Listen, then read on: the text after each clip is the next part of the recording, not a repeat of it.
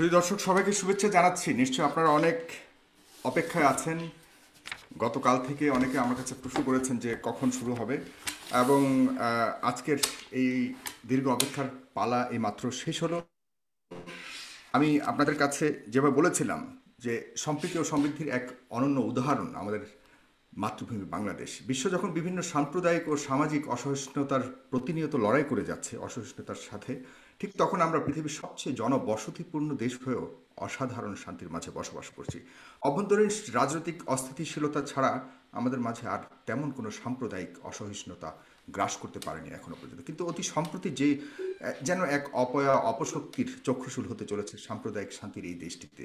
প্রায় সকল ধর্মাবলম্বী মানুষ খুব স্বাভাবিক সামাজিক বন্ধনের সাথে বসবাস করছে বাংলাদেশ। হঠাৎ কেন আমাদের মাঝে বিশাল দেয়াল তৈরি হচ্ছে? ধর্মকে নিয়ে কেন বাড়াবাড়ি করা হচ্ছে? রাষ্ট্রীয় জীবন ব্যবস্থায় ধর্ম কি আসলেই আমাদের আধুনিক জীবনে অন্তরায় হয়ে দাঁড়াচ্ছে কিনা, সেটাও একটা দেখবার বিষয়। প্রগতিশীলতা ও বিজ্ঞানময় প্রতিযোগীশীল বিশ্বায়নের সাথে ধর্ম আসলে কতটুকু আমাদেরকে মুক্তি দিতে পারবে, এ নিয়ে অনেক প্রশ্ন উঠছে। সংবিধানে যার যার ধর্ম পালন করবার স্বাধীনতা সুযোগ থাকলেও কেন মুসলমান ধর্মের প্রতি বা মুসলমান ধর্ম অনুভূতির প্রতিও অনেক প্রশ্ন উঠছে আমাদের মাঝে, সেটা নিয়েও অনেক কথা উঠছে। সে কেন হচ্ছে এইসব অশান্তি, কাদের ইন্ধনে দেশে সাম্প্রদায়িকতাকে উস্কে দেওয়া হচ্ছে? আরও অনেক প্রশ্নের উদ্রেক জনমনে সঞ্চারিত হয়েছে সাম্প্রতিককালে। সকল প্রশ্নের উত্তর আজকে আমরা খুঁজে পাবো এই দুজন জ্ঞানী ও বুদ্ধিজীবী, যাদের অবস্থান সম্পূর্ণ দুই মেরুতে। চলুন পরিচয় করে দিচ্ছি। আপনারা এই দুজনকে ডেফিনেটলি চেনেন, জানেন। তারা দুজনই বিখ্যাত ব্যক্তিত্ব বাংলাদেশের। তারপর আমি বলছি যে আমার সাথে প্রথমে রয়েছেন প্রখ্যাত ব্যক্তিত্ব জনাব শাহরিয়ার কবির, মানবাধিকার কর্মী, লেখক এবং সাংবাদিক। এবং আপনারা অনেকে জানেন না হয়তো, তিনি প্রায় 70টি বই লিখেছেন বিভিন্ন বিষয়ের উপরে। একজন নামকরা লেখক বটে, আমি ওনার ব্যাপক ভক্ত। বিশেষ করে তাকে আমরা ঘাতক দালাল নির্মূল কমিটির অন্যতম রক্ষক হিসেবেও জানি। এরপরেই রয়েছেন প্রখ্যাত আলেম ও ইসলামিক চিন্তাবিদ, সম্মানিত পীর সাহেব জৈনপুরী, জনাব ডক্টর এনায়েতুল্লাহ আব্বাসী সাহেব।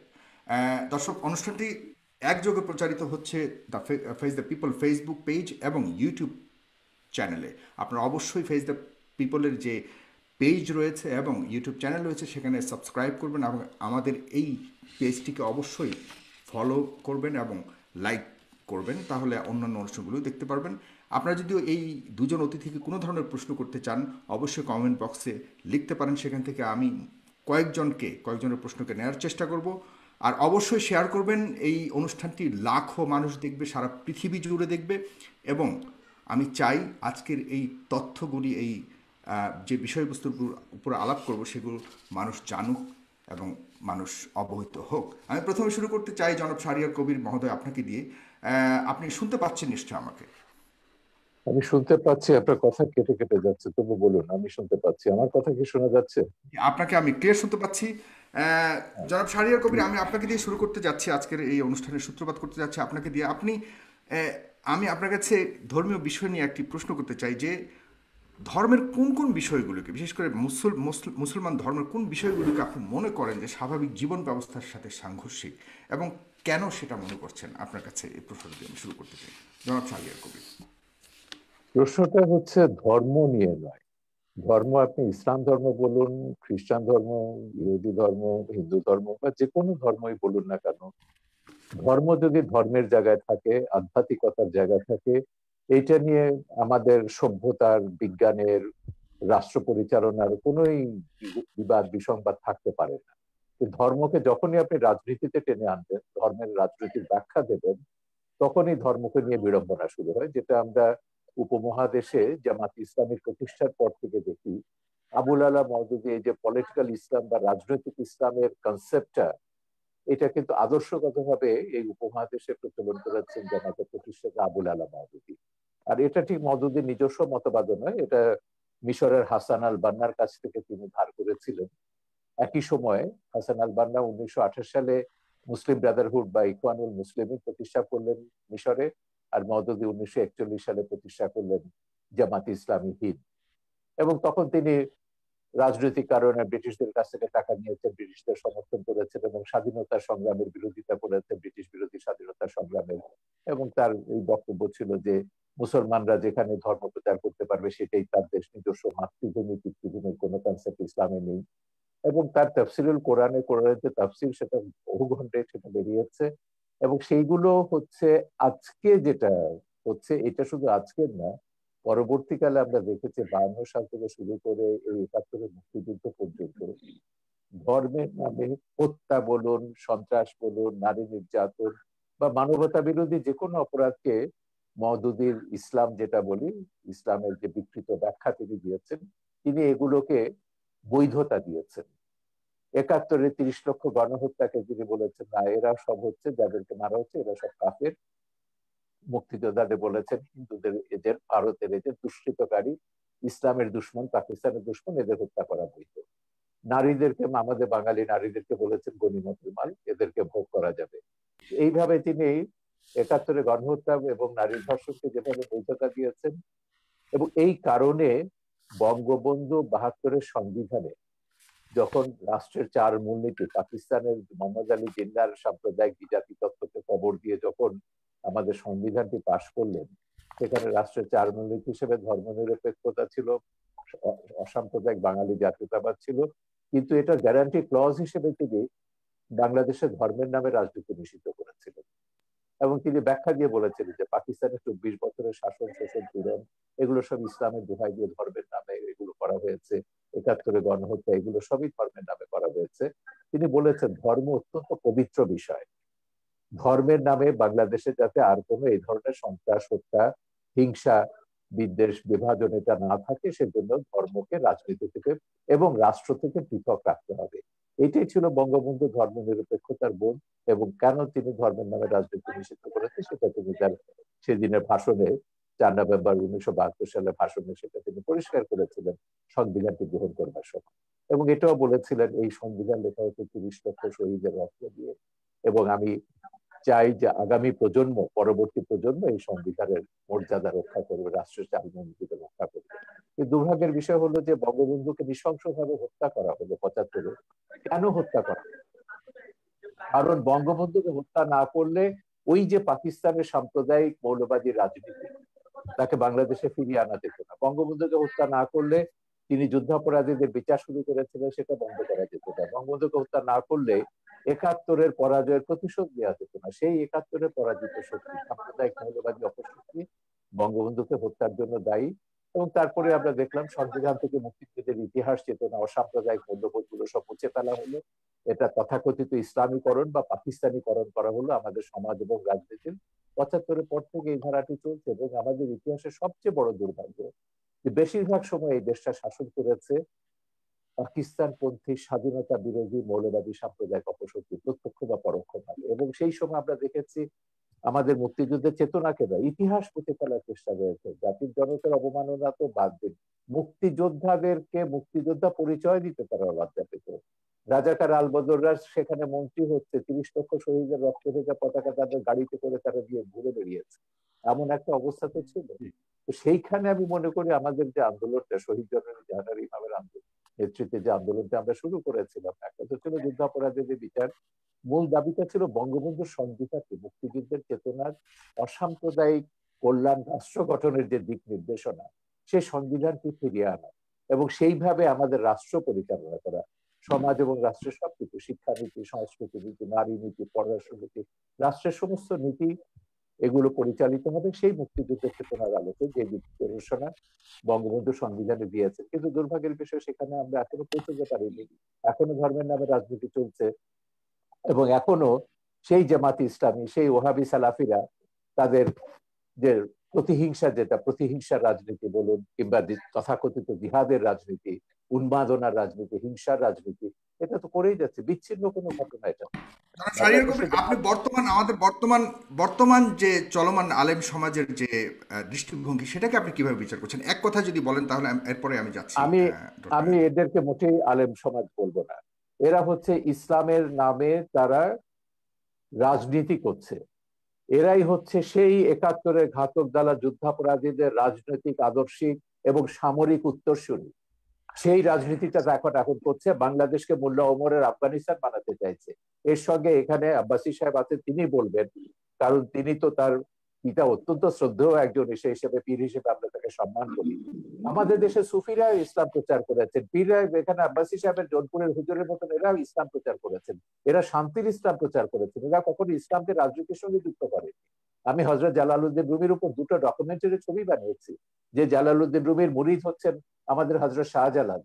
তো এরা তো ইসলাম সারা পৃথিবীতে, এই ওহাবিরা ইসলাম প্রচার করে, বরং ওহাবিরা কি করেছে, ইসলামকে একটা সন্ত্রাসের ধর্ম হিসেবে পশ্চিমে চিত্রিত করেছে। ইসলাম ব্যাশিং যেটা আছে পশ্চিমে আপনারা দেখছেন, এটা তো জন্য দায়ী হচ্ছে ওহাবি, সালাফি, এরা এই মওদুদিবাদী বাংলাদেশে তারা। সুতরাং এরা যেটা করছে এটার সঙ্গে ইসলামের ধর্মের লেশমাত্র সম্পর্ক নেই। এটা হচ্ছে শেখ হাসিনা সরকারকে ক্ষমতা থেকে উচ্ছেদ করে এখানে মোল্লা ওমরের আফগানিস্তান বা জিয়াউল হকের পাকিস্তান বানাতে হবে।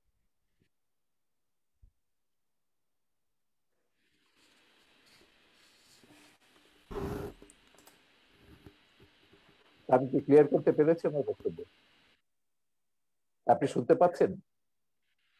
যে না, আমার এখান থেকে একটু সমস্যা হচ্ছে, আনস্টেবল দেখাচ্ছে আমার কানেকশনটা। আমি শুনতে পাচ্ছি, আমাকে শুনতে পাচ্ছেন কিনা ক্লিয়ারলি?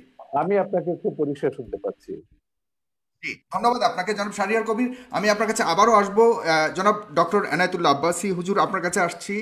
আপনি তো শুনলেন এতক্ষণ জনাব শাহরিয়ার কবিরের অনেক কথা, কিন্তু আপনার কাছে আমি এডিশনালি আরেকটি প্রশ্ন করতে চাচ্ছি। সেটা হলো যে আহ, আপনার পৃথিবী যেখানে বিজ্ঞান ভিত্তিক, প্রমাণিত বিজ্ঞান ভিত্তিক রাষ্ট্র, অ্যাডভান্সড টেকনোলজিক্যাল লাইফস্টাইলের উপরে উল্কা গতিতে ধাবিত হচ্ছে, উল্কা গতিতে আমি বলবো, সেখানে আপনারা 1400 বছর আগের নাজিল হওয়া পবিত্র ধর্মগ্রন্থ অনুযায়ী চলতে চাওয়াটাকে কতটুকু যুক্তিযুক্ত মনে করেন, এবং অন্যকে চলার জন্য আহ্বান করাটাকে কতটুকু সাপোর্টিভ বা কতটুকু জাস্টিফাইড মনে করেন? সে প্রশ্নটা আপনার কাছে রেখে যাচ্ছে, এবং জনাব সারিয়ার কবি অনেক প্রশ্ন উঠে যাচ্ছে, সেটা বলুন। Thank you. আলহামদুলিল্লাহ ওয়াহদা والصلاة والسلام على محمد صلى الله عليه وسلم الذي من لا نبي بعده। ধন্যবাদ সাগর সাহেবকে, ধন্যবাদ আজকের সম্মানিত অতিথিকে, এবং দেশ ও দেশের বাইরে যারা আজকের প্রোগ্রামটি দেখছেন তাদের সকলকে। শাহরিয়ার কবির সাহেব তার বক্তব্য বুঝালেন ইসলামের প্রতি তার যথেষ্ট শ্রদ্ধা আছে। এ থেকে স্পষ্ট বোঝা যায় যে ইসলাম সম্পর্কে তার শ্রদ্ধা থাকলেও ইসলাম সম্পর্কে তার মৌলিক জ্ঞান অভাব রয়েছে। তার প্রথমটি হচ্ছে যে ইসলামী রাজনীতির ক্ষেত্রে তিনি আবুল আলা মওদুদীকে টেনে আনলেন, অথচ বাংলাদেশের শতকরা ৮০ জন ওলামায়ে কেরামি আবুল আলা মওদুদীর বিরোধিতা করে থাকেন। আর সবচেয়ে বড় কথা, আবুল আলা মওদুদী ইসলামী রাজনীতির সূচনা উপমহাদেশে করেননি। উপমহাদেশে ইসলামী রাজনীতির সূচনা করেছেন শাহ ওলিউল্লাহ মুহাদ্দিস দেহলভী রহমতুল্লাহি আলাইহি, আবুল আলা মওদুদীরও কয়েক শত বছর আগে। পরবর্তীতে তার ধারাবাহিকতায় ওলামায়ে দেওবন্দের মাধ্যমে ইসলামী রাজনীতির প্রসার ও প্রচার ব্যাপকভাবে ঘটেছিল, এবং উলামায়ে দেওবন্দ ইসলামী রাজনীতির চেতনাতে উদ্বুদ্ধ হয়েই ব্রিটিশ খেদা আন্দোলন করেছিল। সবচেয়ে দুঃখজনক বিষয়, আমাদের দেশের বুদ্ধিজীবীগণ ইসলামকে বিভিন্ন নামে অভিহিত করে থাকেন। কেউ বলেন রেডিক্যাল ইসলাম, কেউ বলেন মডারেট ইসলাম। ইসলামকে বিভক্ত করার কোনো অথরিটি কোনো মানুষের নেই। যদি কেউ ইসলামের লেবাস ধারণ করে ইসলামের অপব্যাখ্যা করে, সেটার দায় তার নিজের, সেটার দায় ইসলামের হবে না। দেখার বিষয় কোরআন সুন্নাতে রাষ্ট্র ব্যবস্থা বা রাজনীতির কথা আছে কিনা, সেটা দেখার বিষয়। তারপর আমরা দেখবো সেটার কে অপব্যাখ্যা করছে, কে সঠিক ব্যাখ্যা করছে। আল্লাহর হাবিব মোহাম্মদ সাল্লাল্লাহু আলাইহি ওয়াসাল্লাম ১,৫০০ বছর আগে আল্লাহর পক্ষ থেকে আমাদেরকে যে দিন ইসলাম দিয়েছেন, সেটা নিছক প্রথা সর্বস্ব কোনো ধর্ম নয়, সেটা পূর্ণাঙ্গ জীবন বিধান। এবং সেই জীবন বিধানের মধ্যে আল্লাহ রসুল সাল্লাল্লাহু আলাইহি সাল্লাম মুসলিম জীবন কি রকম হবে, তার ব্যক্তি জীবন, তার সমাজ জীবন, তার রাষ্ট্রীয় জীবন কি রকম হবে, তার সুস্পষ্ট ব্যাখ্যা আল্লাহর পক্ষ থেকে দিয়েছেন। কোরআন কারীমের মধ্যে আল্লাহ পাক স্পষ্ট বলেছেন, وعد الله الذين آمنوا منكم وعملوا الصالحات ليستخلفنهم في الأرض كما استخلف الذين من قبلهم وليمكنن لهم دينهم الذي ارتضى لهم। সুস্পষ্টভাবে আয়াতে সকল মুফাসসির একমত, আল্লাহ পাক মুসলিম স্টেটে খেলাফত প্রতিষ্ঠার কথা বলেছেন। যারা ইমানদার, ন্যাক আমল করবে, আল্লাহ পাক তাদের সাথে ওয়াদাবদ্ধ, তারা যদি ইমানের উপর অটল অবিচল থাকে, ন্যাক আমল করে, আল্লাহ পাক তাদেরকে খেলাফতের দায়িত্ব দিবেন। আল্লাহ তাআলা সূরা হজ্জে বলেছেন, الذين إن مكناهم في الأرض أقاموا الصلاة وآتوا الزكاة وأمروا بالمعروف ونهوا عن المنكر ولله عاقبة الأمور। যদি আমি মুহাম্মদ সাল্লাল্লাহু আলাইহি সাল্লামের ইমানদার উম্মতকে রাষ্ট্র ক্ষমতা দান করি, তারা রাষ্ট্রীয়ভাবে তারা নামাজ কায়েম করবে, জাকাত আদায় করবে, সৎ কাজে আদেশ করবে, অসৎ কাজে বাধা দিবে। এটা সুস্পষ্টভাবে ইসলামী রাষ্ট্র ব্যবস্থা ও রাজনীতির কথাই বলা হয়েছে কোরআন কারিমে।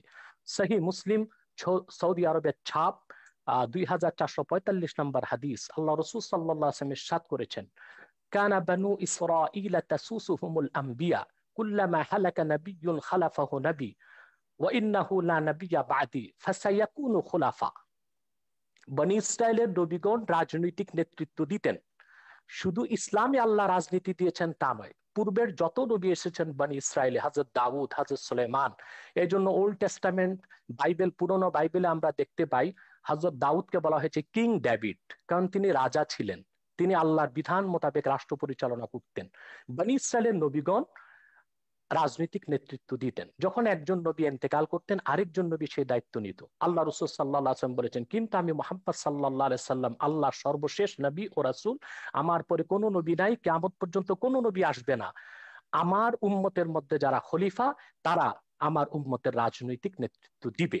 এভাবে কোরআন কারীমের অসংখ্য আয়াত এবং সহিহ হাদিস থেকে কথা সুস্পষ্টভাবে প্রমাণিত যে ইসলামী রাষ্ট্র ব্যবস্থা ও ইসলামী রাজনীতির সুস্পষ্ট কনসেপশন কোরআন ও হাদিসের মধ্যে আছে। এবং দ্বিতীয় যে কথাটি সম্মানিত অতিথি ভুল বলেছেন, তা হলো মওদুদি কি করেছে না করেছে এদেশের মূল ধারার ওলামায়ে কেরাম তার সাথে মোটেও একমত নয়, মোটেও তাদের কোনো সম্পর্ক নেই। কিন্তু বরং মওদুদিকে ফলো এদেশে, করে অনেক অনেক বিশাল জনগোষ্ঠী রয়েছে, এটাও তো সত্য। জি জি, সেটাও আছে, সেটা আমি ওনার প্রসঙ্গটার জবাব দিচ্ছি আগে, জি। ওনার প্রসঙ্গটার জবাব দিচ্ছি। তার মানে এই নয় যে বাংলাদেশে যারা ইসলামী রাজনীতি করেন, ইসলামী আন্দোলন করছেন, ইসলামী শাসন ব্যবস্থা কায়েম করতে চাচ্ছেন, তারা মওদুদির অনুসারী। বিষয়টা নির্জলা মিথ্যা ছাড়া আর কিছুই নয়, কিংবা তথ্য এবং সন্ত্রাস মওদুদির ছাড়া আর অনুসারী কিছুই নয়। হওয়াটাও কি একদম ইসলাম বিরোধী কিনা, সেটাও আপনি কিভাবে দেখেন? দেখুন, আমি সহ ওলামায়ে কেরাম এবং বাংলাদেশে যারা পীরি মুরিদের সাথে সম্পর্কিত, আমাদের সাথে আবুল আলা মওদুদির আকীদাগত যথেষ্ট পার্থক্য আছে। এখন মওদুদির অনুসারী যারা, বিষয়টা তাদেরকে প্রশ্ন করা উচিত। আমাদের সাথে তো তাদের যথেষ্ট আকীদাগত এবং মুসলমানের মধ্যে এত তরিকাগত অনুসারী থাকবে কেন পার্থ- হুজুর? জি, এত হ্যাঁ, বিভক্ত থাকবে কেন সেটা মুসলমানের পরে মধ্যে? উত্তর দিচ্ছি। আমি আমি আমি উত্তরটা শেষ করছি। তাহলে আমাদের উপমহাদেশে ইসলামী রাজনীতির সূচনা করেছেন শাওলিউল্লাহ মুহাদ্দিস দেহলভী রহমতুল্লাহ, পরবর্তীতে তার উত্তরসূরি সৈয়দ আহমদ বেরেলী রহমতুল্লাহ, যিনি ব্রিটিশ খেদাও আন্দোলনের নেতৃত্ব দিয়েছেন, পরবর্তীতে মাহমুদুল হাসান দেওবন্দি রহমতুল্লাহ। তাদের মাধ্যমে মূলত ওলামায়ে উলামায়ে আহলে সুন্নাত ওয়াল জামাত, উলামায়ে আহলে হক রাজনীতির উত্তরসূরি হয়েছে বাংলাদেশে, এবং ইসলামী খেলাফত রাজনীতি প্রতিষ্ঠার কাজ তারা করে যাচ্ছেন। দ্বিতীয় যে বিষয়টি হচ্ছে যে আহ, আমরা জবাব দিলাম যে এটা কোনো ব্যক্তির আবিষ্কৃত নয়, ইসলামী রাজনীতি এটা কোরআন সুন্নাহরই মত। দ্বিতীয় যে কথাটি আমাদের সম্মানিত অতিথি বলেছেন, বঙ্গবন্ধুকে কারা হত্যা করলো, আমি এই বিষয়ে আমার খুব একটা ধারণা নেই। তবে আমি একটু প্রশ্ন করব ওনাকে যে স্বাধীনতার স্থপতি বঙ্গবন্ধু শেখ মুজিবুর রহমান, তিনি বাংলাদেশে যখন একটি দেশ স্বাধীন করলেন, এদেশের মানুষকে স্বাধীন একটি রাষ্ট্র উপহার দিলেন, তখন 72 থেকে 75 পর্যন্ত বঙ্গবন্ধুর পর্বতসম সুনাম সুখ্যাতির উপর কারা আঘাত করেছিল? তারাও কি রাজাকার ছিল? তারাও কি আলবদর ছিল? কারা বঙ্গবন্ধুর চামড়া দিয়ে ডুগডুগি বাজাবার কথা বলেছিল? বঙ্গবন্ধু হত্যার পর কারা সেনাবাহিনীর ট্যাঙ্কের উপর নাচানাচি করেছিল? তাদেরকেও আমরা বাংলাদেশে মন্ত্রিত্ব দিয়েছি, তাদেরকে আমরা রাজনৈতিক ক্ষমতার ভাগ দিয়েছি, এবং বঙ্গবন্ধুকে যারা হত্যা করেছে তাদেরকে আমরা সুযোগ সুবিধা দিয়েছি। হতে পারে আলবদর, রাজাকার বা বিদেশি শক্তির ইন্ধন ছিল বঙ্গবন্ধু হত্যায়, কিন্তু যারা বাংলাদেশে খুব বেশি ধর্মনিরপেক্ষতার কথা বলে, বাংলাদেশকে একটি ডি ইসলামাইজেশন, ইসলাম মুক্ত একটি বাংলাদেশ গঠন করতে চায়, তারাও প্রত্যক্ষ এবং পরোক্ষভাবে বঙ্গবন্ধু হত্যায় জড়িত ছিল। কেননা বঙ্গবন্ধু ছিলেন খুবই ধার্মিক একজন ব্যক্তি, ইসলামের মূলনীতিতে তার ছিল যথেষ্ট বিশ্বাস, অগাধ বিশ্বাস। আপনাকে অনেক ধন্যবাদ জনাব এনায়েতুল্লাহ আব্বাসী। হুজুর, আপনি অনেক সুন্দর কথা বলেছেন। জনাব শাহরিয়ার কবির, আপনার কাছে আমি এই ওনার কথা ধরেই প্রশ্নটা করতে যাচ্ছি, এবং আপনিও বলেছেন যে আপত্তিটা শুধু ধর্ম নিয়ে রাজনীতি করাটা। তো ধর্ম নিয়ে রাজনীতি করার অধিকার কি সাংবিধানিকভাবে ধর্মীয় জনগোষ্ঠীকে কোনোভাবে কি বারণ করা হয়েছে কিনা সংবিধানে? নাম্বার 1। নাম্বার 2 হলো 39 অনুচ্ছেদ অনুযায়ী কথা বলবার অধিকার সবারই রয়েছে, বাক স্বাধীনতার অধিকার দেওয়া হয়েছে। সেখানে হুজুররা কথা বললে, যেটাকে আমরা ওয়াজের মাধ্যমে আমরা দেখতে পাই, হুজুররা বিভিন্ন ধরনের কথা বলে, যেটাকে আমরা ওয়াজ বলি, কিন্তু সেটাই যখন একটা সিম্পোজিয়ামের মাধ্যমে যখন আমরা প্রগতিশীল সমাজ থেকে যখন কথা বলি, সেটাকে আমরা মোটিভেশনাল স্পিচ বলি। তো ওয়াজটাকে কেন আমরা সাপ্রেস করার চেষ্টা করছি? যেমন আজকাল ওয়াজ, চতুর্দিকে ওয়াজকে বন্ধ করার একটা চেষ্টা করা হচ্ছে। এই স্বাধীনতাটা নাই কেন? কথা বলবার ওই স্বাধীনতাটা নাই কেন? সেখানে কি সংবিধানের আলোকে কোনো ধরনের নিষেধ রয়েছে কিনা আপনার কাছে জানতে চাচ্ছি। না, আপনি কোথায় ওয়াজ সাপ্রেস করা হচ্ছে এরকম তথ্য কিন্তু বাংলাদেশে আমার জানা নেই। আমার কাছে ওয়াজের নামে অনেকগুলি ভিডিও আমি আছে। জি। বলছি ওয়াজের নামে আপনি যদি সংবিধানের উপর আঘাত করেন, বাংলাদেশের মূল চেতনার উপর আঘাত করেন, যে কারণে বাংলাদেশ রাষ্ট্রটি তৈরি হয়েছে, যেটাকে আমরা মুক্তিযুদ্ধের চেতনা বলি, রাষ্ট্রের 4 মূলনীতিতে যেটা প্রতিফলিত হয়েছে, ওয়াজের নামে আপনি যদি ভিন্ন ধর্ম, ভিন্ন মত, ভিন্ন জীবনধারায় বিশ্বাসীদের প্রতি ঘৃণা বিদ্বেষ প্রচার করেন, সন্ত্রাসী বক্তব্য রাখেন এবং প্রতিহিংসামূলক বক্তব্য রাখেন, তখনই সেটা আর ওয়াজ হয় না, সেটা একটা রাজনৈতিক হিসেবে মতলববাজিতে পরিণত হয়। আপনি ওয়াজে ইসলামের মাহাত্ম্যের কথা বলুন, ইসলামে কোরআনে কি মানুষের কল্যাণের কথা বলা নেই? আপনি যখন মসজিদে, যে কদিন আগে আমাদের ইয়েতে একটা ওয়েবিনারে 16 ডিসেম্বরে একজন মন্ত্রী এসেছিলেন এবং তিনি বললেন যে তিনি মসজিদে আপত্তি করেছেন যে খুতবাতে বলছে মুসলিম উম্মার জন্য প্রার্থনা করতে হবে। তো মন্ত্রী বলছেন, তো বলে যে শুধু মুসলিম উম্মা কেন, আল্লাহ তো সারা সমগ্র বিশ্বের জন্য, তিনি তো সমগ্র মানব জাতিকে সৃষ্টি করেছেন, আমরা কেন সমগ্র মানব জাতির জন্য আমরা মোনাজাত করব না বা কল্যাণ কামনা করব? আপনাকে মনে রাখতে হবে বাংলাদেশ রাষ্ট্রটি কেন তৈরি হয়েছে, কেন 47-এ পাকিস্তান হয়েছিল এবং কেন 71-এ বাংলাদেশ হয়েছে। এইটা যদি আপনি না বুঝেন তাহলে কিন্তু এই বিভ্রান্তিটা আপনার মধ্যে থেকে যাবে। পরিষ্কার কথা, মোহাম্মদ আলী জিন্নাহ পরিষ্কার ভাবে বলেছিলেন ভারতবর্ষে মুসলমানরা একটা আলাদা জাতি এবং এদের আলাদা একটা ভূখণ্ড দরকার, এবং সেই ভূখণ্ডটি পাকিস্তান হবে। পাকিস্তান নামকরণও করা হয়েছিল এবং সেভাবে ব্রিটিশরা ষড়যন্ত্র করেই হোক, জিন্নাহর কথা মতোই হোক, ভারতবর্ষকে দুভাগ করে পাকিস্তান এবং ভারত দুটো রাষ্ট্র বানিয়েছে। এবং জিন্নাহ কিন্তু এই ভুলটা যে বুঝেছিলেন দেখে তিনি কত বড় ভুল করছেন সেটা তার 47 সালের 11ই আগস্টের বক্তৃতায় পরিষ্কার করে দিয়েছিলেন যে পাকিস্তানে আমরা মুসলমানরা, হিন্দুরা, বৌদ্ধরা, খ্রিস্টানরা সবাই নিজ নিজ ধর্ম পালন করব, রাষ্ট্র ধর্মের ব্যাপারে কোনো হস্তক্ষেপ করবে না, ধর্ম রাষ্ট্রের ব্যাপারে হস্তক্ষেপ করবে না। এটা জিন্নাহর বহুল আলোচিত একটা বক্তৃতা, 11ই আগস্ট 1947 সাল, 11ই জুনে এটা বলেছেন 1947 সালে, পাকিস্তান হওয়ার কয়েক মাস আগে। কিন্তু তখন এই মওদুদি এবং অন্য ইসলামপন্থীরা তারা বললেন যে কি না, পাকিস্তান হয়েছে ইসলামী ব্যবস্থার জন্য, এবং তারা সেখানে ইসলামী শাসন ব্যবস্থা 1900 মৃত্যুর পরে, জিন্নাহ মৃত্যুর পর তারা অবজেক্টিভ রেজলিউশন যেটা পাশ করলেন সেটা বললেন যে পাকিস্তান হবে একটা ইসলামী হুকুমত।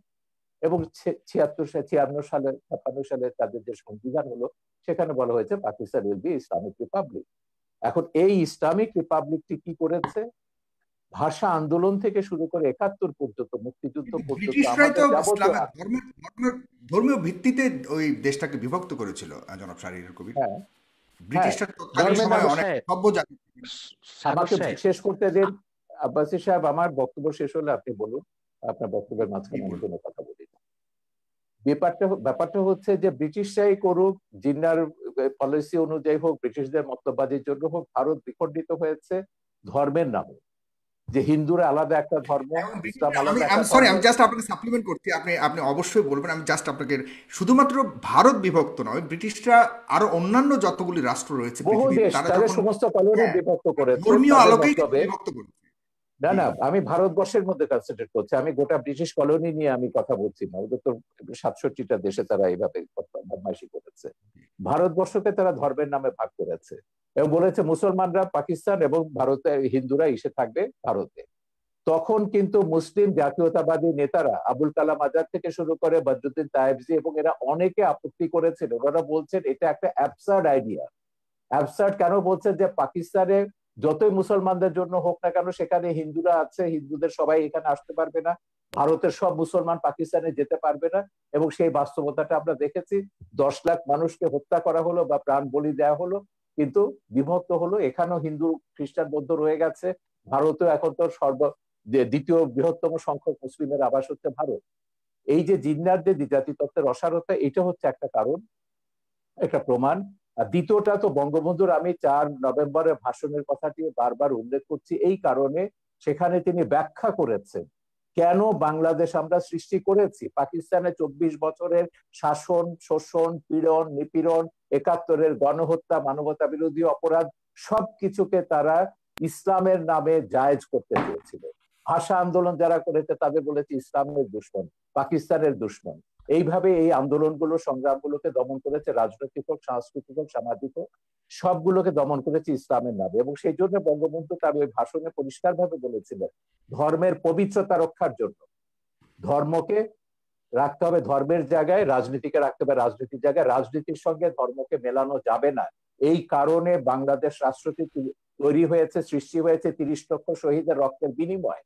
আপনি সেই ইতিহাস এখন উল্টে দিতে পারেন না। এখন আপনি বলতে পারেন না যে না, বাংলাদেশ হয়েছে ইসলামী হুকুমত কায়েমের জন্য, বাংলাদেশে এগুলো সেকুলারিজম থাকবে না, বঙ্গবন্ধুর আদর্শ থাকবে না, মুক্তিযুদ্ধ থাকবে না, যে সেই এরা ব্যাপারগুলো জামাতিরা যে কথা। সংবিধানে কেন কম্প্রাইজ করা হচ্ছে না, নাম্বার ওয়ান। সাম্প্রদায়িকতা কেন? আপনার তো সংবিধানে 4 মূলনীতি তো ফিরিয়ে আনা হয়েছে। এখন রাষ্ট্রধর্ম নিয়ে সেখানে সুপ্রিম কোর্টে এটা মামলা বিচারাধীন আছে, সুপ্রিম কোর্টের আপিল বিভাগে মামলাটি রয়েছে, কারণ সুপ্রিম কোর্টের রাষ্ট্রধর্ম ইসলামের যেটা, এটা হচ্ছে আমাদের সংবিধানের আর্টিকেল 12-এর সঙ্গে সাংঘর্ষিক। আর্টিকেল 12 বলছে রাষ্ট্র বিশেষ কোনো ধর্মকে পৃষ্ঠপোষকতা করবে না, কিন্তু রাষ্ট্রধর্ম ইসলাম বলে আপনি একটা বিশেষ ধর্মকে পৃষ্ঠপোষকতা করছেন। এটা বাংলাদেশের সংবিধান বিরোধী। যতক্ষণ পর্যন্ত আপনি খিলাফত না কায়েম করে এই সংবিধানটি পুরোপুরি বাতিল করে দেবেন, ততক্ষণ পর্যন্ত বাংলাদেশে থাকতে হলে বাংলাদেশের সংবিধান মেনে আপনাকে থাকতে হবে এবং সংবিধানের মর্যাদা রক্ষা করতে হবে।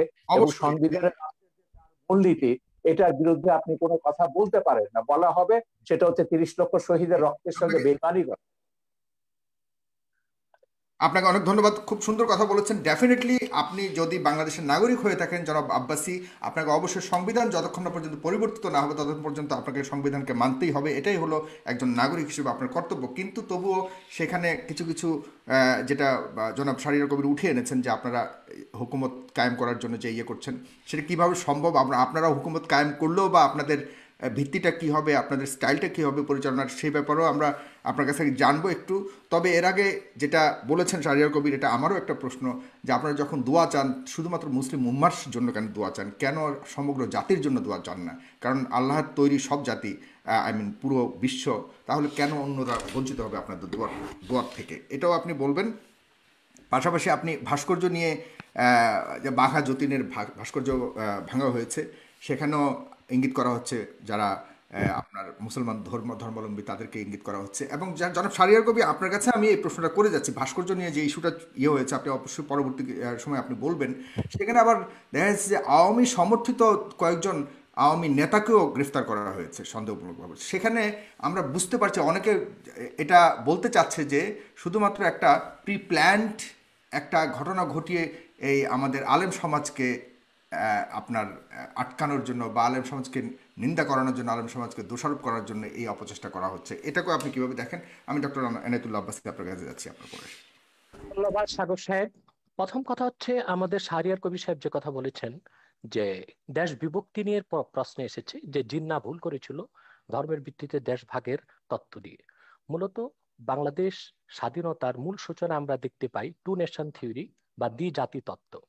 যে অংশে মুসলিম সংখ্যা বেশি সে দেশটি পাকিস্তান হবে, যে অংশে হিন্দু বেশি সে অংশটি হিন্দুস্তান হবে।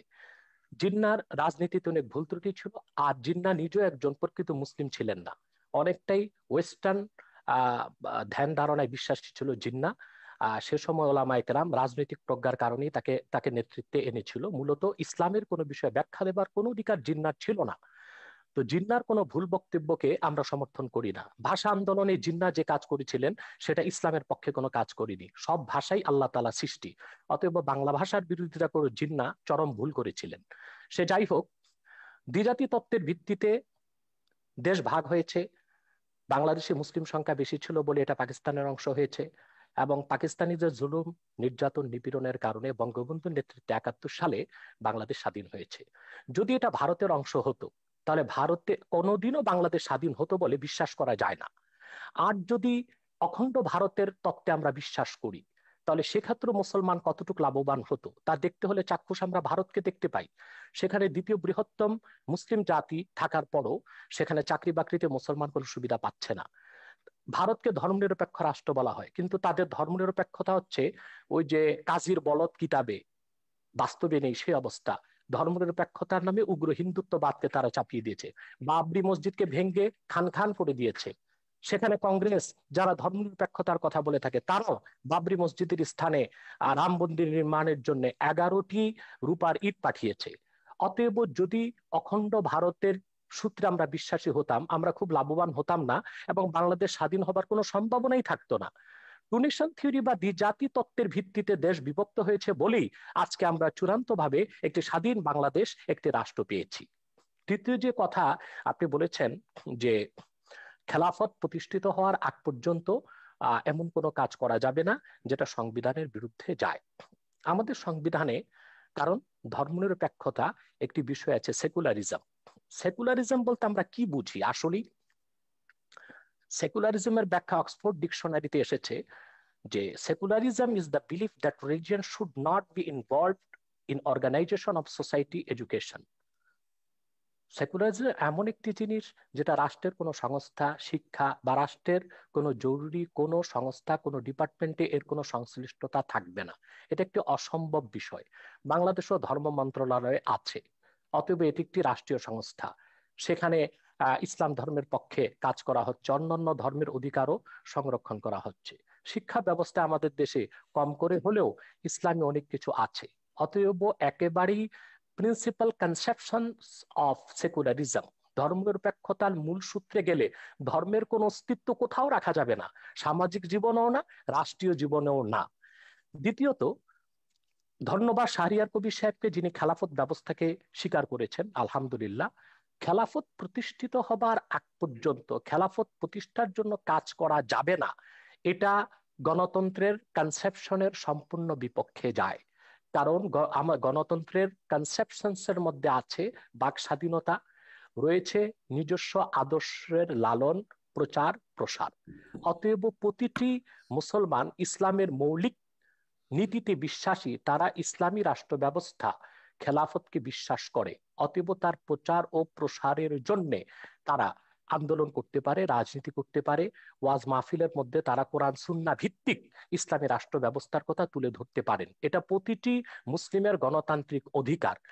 দ্বিতীয়ত, যারা ধর্মের দোহাই দিয়ে নারী নির্যাতন করেছে, নিপীড়ন করেছে স্বাধীনতা যুদ্ধের আগে, তাদের সাথে ইসলামের কোনো সম্পর্ক নেই। এইরকম ব্যক্তি যাদের সাথে ইসলামের সম্পর্ক নেই, ইসলামের পরিচয় দেয়, তাদেরকে ইসলাম একটি পারিভাষিক নাম দিয়েছে মোনাফেক।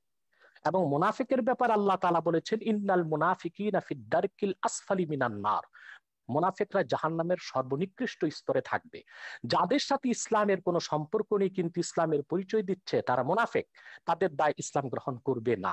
কিন্তু বড় দুঃখজনক, বঙ্গবন্ধু যে স্বপ্ন নিয়ে দেশ স্বাধীন করেছে, যে দেশটিতে নির্যাতন থাকবে না, নিপীড়ন থাকবে না, দুর্নীতি থাকবে না, সন্ত্রাস থাকবে না, সংখ্যালঘুদের উপর আঘাত করা হবে না, স্বাধীনতার পরে সেই বাংলাদেশে আমরা দেখতে পেয়েছি অসংখ্য আহ আহ ধর্ষণ হচ্ছে। বাংলাদেশে এখন গণধর্ষণে পরিণত হয়ে গিয়েছে ধর্ষণ। তারপরে যারা বৈপ্লবিক সমাজতন্ত্রে বিশ্বাসী মাওবাদী, তারা বাংলাদেশে তাদের বৈপ্লবিক সমাজতন্ত্র প্রতিষ্ঠা করতে যে কত মানুষকে হত্যা করেছে সর্বহারা সমাজতান্ত্রিকরা, তার কোনো হিসাব মনে হয় গোয়েন্দা সংস্থার কাছেও নেই। সেটার দায়িত্ব সমাজতন্ত্রকে দেওয়া হয় না, সেটার দায়িত্ব গণতন্ত্রকে দেওয়া হয় না, সেটার দায়িত্ব সেকুলারিজমকে দেওয়া হয় না। তাহলে ইসলামের লেবাস ধারণ করে, ইসলামের নাম ব্যবহার করে যারা অনইসলামিক কাজ করবে, সেটার দায় ইসলামের উপর আসবে কেন? সেজন্য ইসলামী রাষ্ট্র ব্যবস্থার বিরোধিতা করা হবে কেন? তৃতীয় যে বিষয়টি সম্মানিত অতিথি শাহরিয়ার কবির সাহেব বলেছেন, যে সংবিধানের বিরোধিতা করা যাবে না। জনগণের জন্য সংবিধান, সংবিধানের জন্য তো জনগণ নয়। জনগণের স্বার্থে বৃহৎ জনগোষ্ঠীর মতামতের ভিত্তিতে সংবিধান পরিবর্তন হতে পারে। যেমন আমাদের সংবিধানের মধ্যে মৌলিক অধিকার 3য় ভাগের মধ্যে একটি কথা লেখা আছে, রাষ্ট্র ও গণজীবনের সর্বস্তরে নারী পুরুষের সমান অধিকার লাভ করবে। আমরা কি এটা করতে পেরেছি, বা এটা করা কি আদৌ সম্ভব হচ্ছে? যেখানে গণতন্ত্রের প্রসূতি বলা হয় যুক্তরাষ্ট্রকে, সে দেশটিও কি পেরেছে ধর্মনিরপেক্ষতার ভিত্তিতে সে দেশটিকে সাজাতে? মার্কিন যুক্তরাষ্ট্রের সংবিধানে লিখিত আছে কোন নন খ্রিস্টান যুক্তরাষ্ট্রের প্রেসিডেন্ট হতে পারবে না। এটা কি সাম্প্রদায়িকতা নয়? এটা কি ধর্মনিরপেক্ষতার মূলনীতির বিপক্ষে নয়? সে দেশের মধ্যে আরো সাংবিধানিক নিয়ম হচ্ছে, যুক্তরাষ্ট্রের প্রেসিডেন্ট যখন শপথ নেবেন বাইবেলে হাত রেখে শপথ নেবেন। এটি কি সাম্প্রদায়িকতা বিরোধী নয়? এবং এটা কি ধর্মনিরপেক্ষতার কনসেপশনের বিপক্ষে যায় না? ধর্মনিরপেক্ষতার যে তত্ত্ব পৃথিবীব্যাপী ছড়ানো হয়েছে তার একমাত্র উদ্দেশ্য হচ্ছে ইসলামের রাজনৈতিক উত্থানকে ঠেকানো, যা আমরা দেখতে পাই। পূর্বের একটি ভার্চুয়াল কনফারেন্সে আমি বলেছিলাম ডক্টর হ্যান্টিংটনের দ্য ক্ল্যাশ অফ সিভিলাইজেশনে যে কথাটি স্পষ্ট হয়ে গিয়েছে। সে সেখানে লিখেছে 57টি মুসলিম রাষ্ট্রের রাজনৈতিক ইসলামী রাজনীতির উত্থানকে ঠেকাতে হলে জি ধর্মনিরপেক্ষতাকে চাপিয়ে দিতে হবে। জি,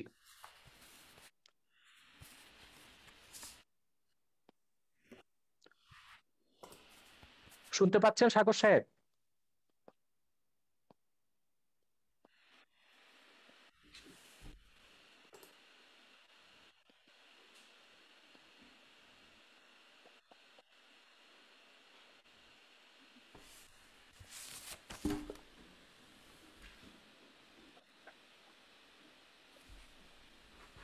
জি, আমার কথা কি শুনতে পাচ্ছেন? আমার মাঝে মধ্যে একটু সমস্যা হচ্ছে শুনতে এখানে মনে পাচ্ছি, হচ্ছে। শুনতে পাচ্ছি। আরেকটি বিষয় আমি স্পষ্ট করে দিচ্ছি জি, যে আমি আহ, আমি ধ- আমি আপনার যে কাছে, জি আমি একটু শেষ করি। ধর্মনিরপেক্ষতার মূল ভিত্তিতে জি জি জি কোনো মুসলমান বিশ্বাস করতে পারে না, কারণ ধর্মনিরপেক্ষতার তিনটি সংজ্ঞা আমরা পেতে পারি। একটি হচ্ছে ধর্মহীনতা, আরেকটি হচ্ছে ইহজাগতিক। ইহজাগতিক অর্থাৎ ধর্মনিরপেক্ষতায় বিশ্বাসীর সকল ধ্যান ধারণা চিন্তা চেতনা হবে ইহজাগতিক, বস্তুবাদী, ভোগবাদী। তৃতীয় হচ্ছে ধর্মনিরপেক্ষতার রাষ্ট্রের সকল ধর্মের সমান অধিকার।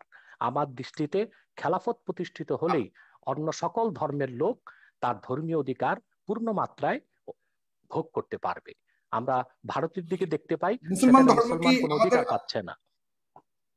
জি, জি মুসলমান ধর্মকে আপনার কাছে প্রশ্নটি রেখে যাচ্ছি, এরপর আমি শাহরিয়ার কবির সাহেবের সাথে যাচ্ছি। আপনার কাছে প্রশ্নটা রেখে যাচ্ছি যে মানুষের স্বাধীনতা, বাক স্বাধীনতার কথা বলা হয়েছে, কিন্তু মানুষের ধর্ম চয়েসের স্বাধীনতাটা রয়েছে কিনা? বাই চয়েস, আমরা তো বাই বর্ন মুসলমান, কিন্তু অনেক প্রশ্ন উঠছে প্রগতিশীল সমাজ থেকে বা ইয়ে থেকে যে বাই চয়েস কোনো ধরনের যখন ধর্ম পরিবর্তন বা গ্রহণ করা হয় সেক্ষেত্রে আপনাদের অবস্থানটা কোথায়? আপনারা কিছু কিছু ক্ষেত্রে কঠোর হয়ে যান, বা সেখানেও বা মানুষের স্বাধীনতা বাই চয়েস ধর্ম পরিবর্তন করার স্বাধীনতা কতটুকু রয়েছে আমাদের দেশের মতো দেশে? সেখানে আপনি এটাকে কিভাবে দেখেন ইসলামিক আলোকে? জনাব শাহরিয়ার কবির, আপনি বলবেন দয়া করে। না, যেটা বলছেন উনি ধর্মনিরপেক্ষতা নিয়ে, হ্যাঁ, ধর্মনিরপেক্ষতার অনেকগুলো সংজ্ঞা আছে। আমি আপনাকে শুরু থেকে বারবার বলছি যে আজকে যে বিতর্কটা তুলেছেন এটা বাংলাদেশের সংবিধান বুঝতে গেলে আপনাকে বঙ্গবন্ধুর 4 নভেম্বরের 72 সালে 4 নভেম্বরে গণপরিষদে যে ভাষণটি দিয়েছেন যেখানে তিনি ব্যাখ্যা করেছেন 4 মূলনীতিকে, এবং সেইটা আপনাকে পড়তে হবে। সেটা না পড়ে অক্সফোর্ড ডিকশনারিতে কি বলেছে, কোন ডিকশনারিতে কি বলেছে এটা দিয়ে পড়বে না। বঙ্গবন্ধু ধর্মনিরপেক্ষতা বলতে কি বুঝিয়েছে বাংলাদেশের প্রেক্ষিতে সেটা আপনাকে বুঝতে হবে। প্রথমত আমি এটা আমার বহু লেখাতে বলেছি, আমার অন্তত 1 ডজনের উপর বই আছে সংবিধান এবং এগুলো নিয়ে, বঙ্গবন্ধুর রাজনৈতিক দর্শন নিয়ে। আমি সেখানে পরিষ্কার বলেছি বাংলাদেশের এই যে সংবিধানের 4 মূলনীতির মধ্যে 3টে মূলনীতির ব্যাপারে বঙ্গবন্ধু নতুন সংজ্ঞা দিয়েছে। বঙ্গবন্ধুর গণতন্ত্রের সংজ্ঞা এটা কিন্তু আব্রাহাম লিঙ্কনের সেই গণতন্ত্রের সংজ্ঞা নয়, state by the people, for the people, of the people, এটা নয়। বঙ্গবন্ধু পরিষ্কার ভাবে বলেছেন আমি শোষিতের গণতন্ত্র কায়েম করতে চাই।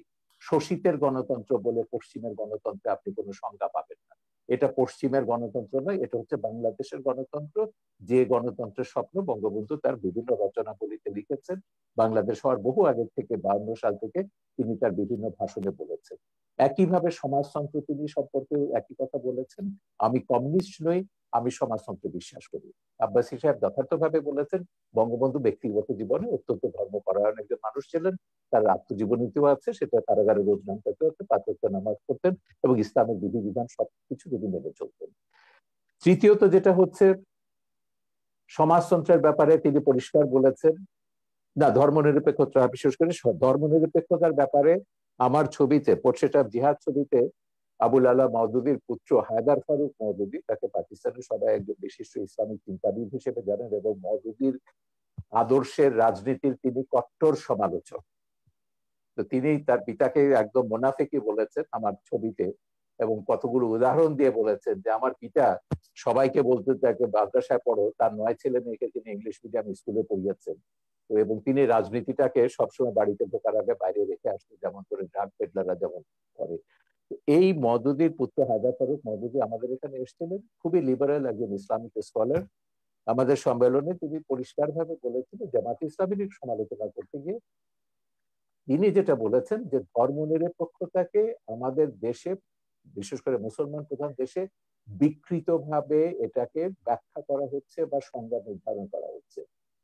যেমন আরবিতে ধর্মনিরপেক্ষতা, আপনি গুগল খুলে দেখুন, ধর্মনিরপেক্ষতার আরবি শব্দ হচ্ছে দুনিয়াই, যেটা যথার্থভাবে আব্বাসী সাহেব বলেছেন ইহজাগতিকতা। এবং ফ্রান্সে আপনি দেখুন ধর্মনিরপেক্ষতা অনেকটা হচ্ছে নাস্তিকতা সমার্থক, কারণ সেখানে বলছে ফ্রান্সে কোনো পাবলিক প্লেসে রিলিজিয়াস কোনো সাইন থাকতে পারবে না, যেমন সেটা খ্রিস্টান প্রধান দেশ, কিন্তু আপনি ক্রস কোনো স্কুলে, পাবলিক স্কুলে ক্রস ঝোলাতে পারবে না, সেটা তাদের কনস্টিটিউশনের বিরুদ্ধে যায়। উর্দু ডিকশনারিতে আরো এক্সট্রিম ভাবে করা হয়েছে। বাবাই উর্দু যখন উর্দু ডিকশনারিতে সেকুলারিজম উর্দু করেছেন লাদিনী, লাদিনী অর্থ হচ্ছে ধর্মহীনতা। সুতরাং ধর্মনিরপেক্ষতার বিভিন্ন ব্যাখ্যা পশ্চিমে আছে, এবং অ্যারাবিক ওয়ার্ডে আছে, উর্দুতে আছে, উর্দু ভাষায় আছে, ফার্সি ভাষাতে আছে। কিন্তু বঙ্গবন্ধু ধর্মনিরপেক্ষতার একটা নতুন সংজ্ঞা দিয়েছেন, যেটা নিয়ে তখন বাম বুদ্ধিজীবীরা সমালোচনাও করেছিলেন। সিরাজুল ইসলাম বা দুদিন মোরেরা, তারা বলেছিলেন সেকুলারিজমের বাংলা হবে ইহজাগতিকতা, বঙ্গবন্ধু ভুলভাবে এটা ধর্মনিরপেক্ষতা করেছেন। আমার জবাব হচ্ছে বঙ্গবন্ধু জেনে বুঝে সেকুলারিজমের বাংলা ধর্মনিরপেক্ষতা করেছেন, কারণ বঙ্গবন্ধু ওই ইহজাগতিকতায় বিশ্বাস করেন না যেটা কমিউনিস্ট বা নাস্তিকরা যেটা করে। বঙ্গবন্ধু কমিউনিস্টও ছিলেন না, তিনি নাস্তিকও ছিলেন না, তিনি পুরোপুরি আস্তিক ছিলেন। ধর্ম তিনি বিশ্বাস করতেন, তিনি তার কন্যা সবাই ধর্মে বিশ্বাস করেন। কিন্তু ধর্মকে রাজনীতি থেকে পৃথক রাখতে হবে, এইটা ভাষণে তিনি পরিষ্কারভাবে উল্লেখ করেছেন, এবং 72-এর সংবিধানে সেটা রাখা হয়েছে। বঙ্গবন্ধুকে হত্যার পর এগুলোর সংবিধানের, আমি বললাম যে পাকিস্তানিকরণগুলো হয়েছে বঙ্গবন্ধুকে হত্যার পরে, তার আগে নয়। এখন তার কন্যা ফিরে আসার পর 4 মূলনীতি ফিরে এসছে, কিন্তু 4 মূলনীতির ব্যাপারে বলা হচ্ছে, আমি গোটা সংবিধানের সমালোচনার কথা কখনো বলিনি। আমি বলেছি সংবিধানে রাষ্ট্রের 4 মূলনীতির বিরুদ্ধে কোনো কাজ করা যাবে না, কারণ এটা সংবিধান বলে দিচ্ছে। 4 মূলনীতির পরিপন্থী কোনো আইন কোথাও কিছু থাকতে পারবে না। আমাদের এখনো শরিয়া আইন নয়, এখানে সেকুলার আইন দিয়ে রাষ্ট্র ব্যবস্থা পরিচালিত হয়, যদিও জামাত, হেফাজত, খেলাফত এরা সবাই শরিয়া আইন কায়েম করবার কথা বলছে, ব্লাসফেমি আইন কায়েম করার কথা বলছে, এবং ভিন্ন মত ভিন্ন ধর্মের সবার বিরুদ্ধে তারা বিষোদ্গার করতে দেখি এরা সহ্য করা হবে না, থাকবে না। ওয়াজগুলো শুনলে আপনি বুঝবেন। আমার কথা খুব পরিষ্কার যে ধর্ম একটা আধ্যাত্মিক ব্যাপার। আপনি যখনই বলবেন যে কি ধর্ম এটা রাজনৈতিক ব্যাপার, তখনই বিভেদ আসবে। উদাহরণ দিয়ে বলি আপনাকে, এটা আপনাকে একটু বুঝতে হবে। 52 সালে যখন পাকিস্তানে কাদিয়ানি দাঙ্গা হলো, মওদুদির নির্দেশে কাদিয়ানি মাসালা যখন লিখলেন, প্রচুর কাদিয়ানিকে সেখানে হত্যা করা হলো। বলা হলো কাদিয়ানিরা মুসলমান নয়, এদেরকে হত্যা করতে হবে। এবং সে কাদিয়ানি দাঙ্গার পরে লাহোরে পাকিস্তানে একটা সামরিক আদালত, একটা কমিশন গঠন করেছিল। প্রথমে আদালত করা হয়েছিল, পরে কমিশন হয়েছে, জাস্টিস মুনির কমিশন। এটার নাম ছিল জাস্টিস মুনিরের নেতৃত্বে একটা কমিশন করা হয়েছিল। এই কমিশন পাকিস্তানের 15 জন ইসলামিক স্কলারকে এবং ধর্মীয় রাজনৈতিক দলের নেতাকে, যেসব ধর্মভিত্তিক রাজনৈতিক দল আছে, জামাত ইসলামী এবং নিজামী ইসলামী তখন ছিল, এদেরকে ডেকেছিলেন এবং তারা কতগুলো প্রশ্ন করেছিলেন। এইটা, এই মুনির কমিশনের রিপোর্টটা আমি মনে করি একটা যুগান্তকারী বক্তব্য, যেটা হচ্ছে কেন একটা রাষ্ট্র ধর্মের ভিত্তিতে হতে পারে না। সেখানে মুনির কমিশন 4টা প্রশ্ন করেছিল প্রধান ইস্যুতে।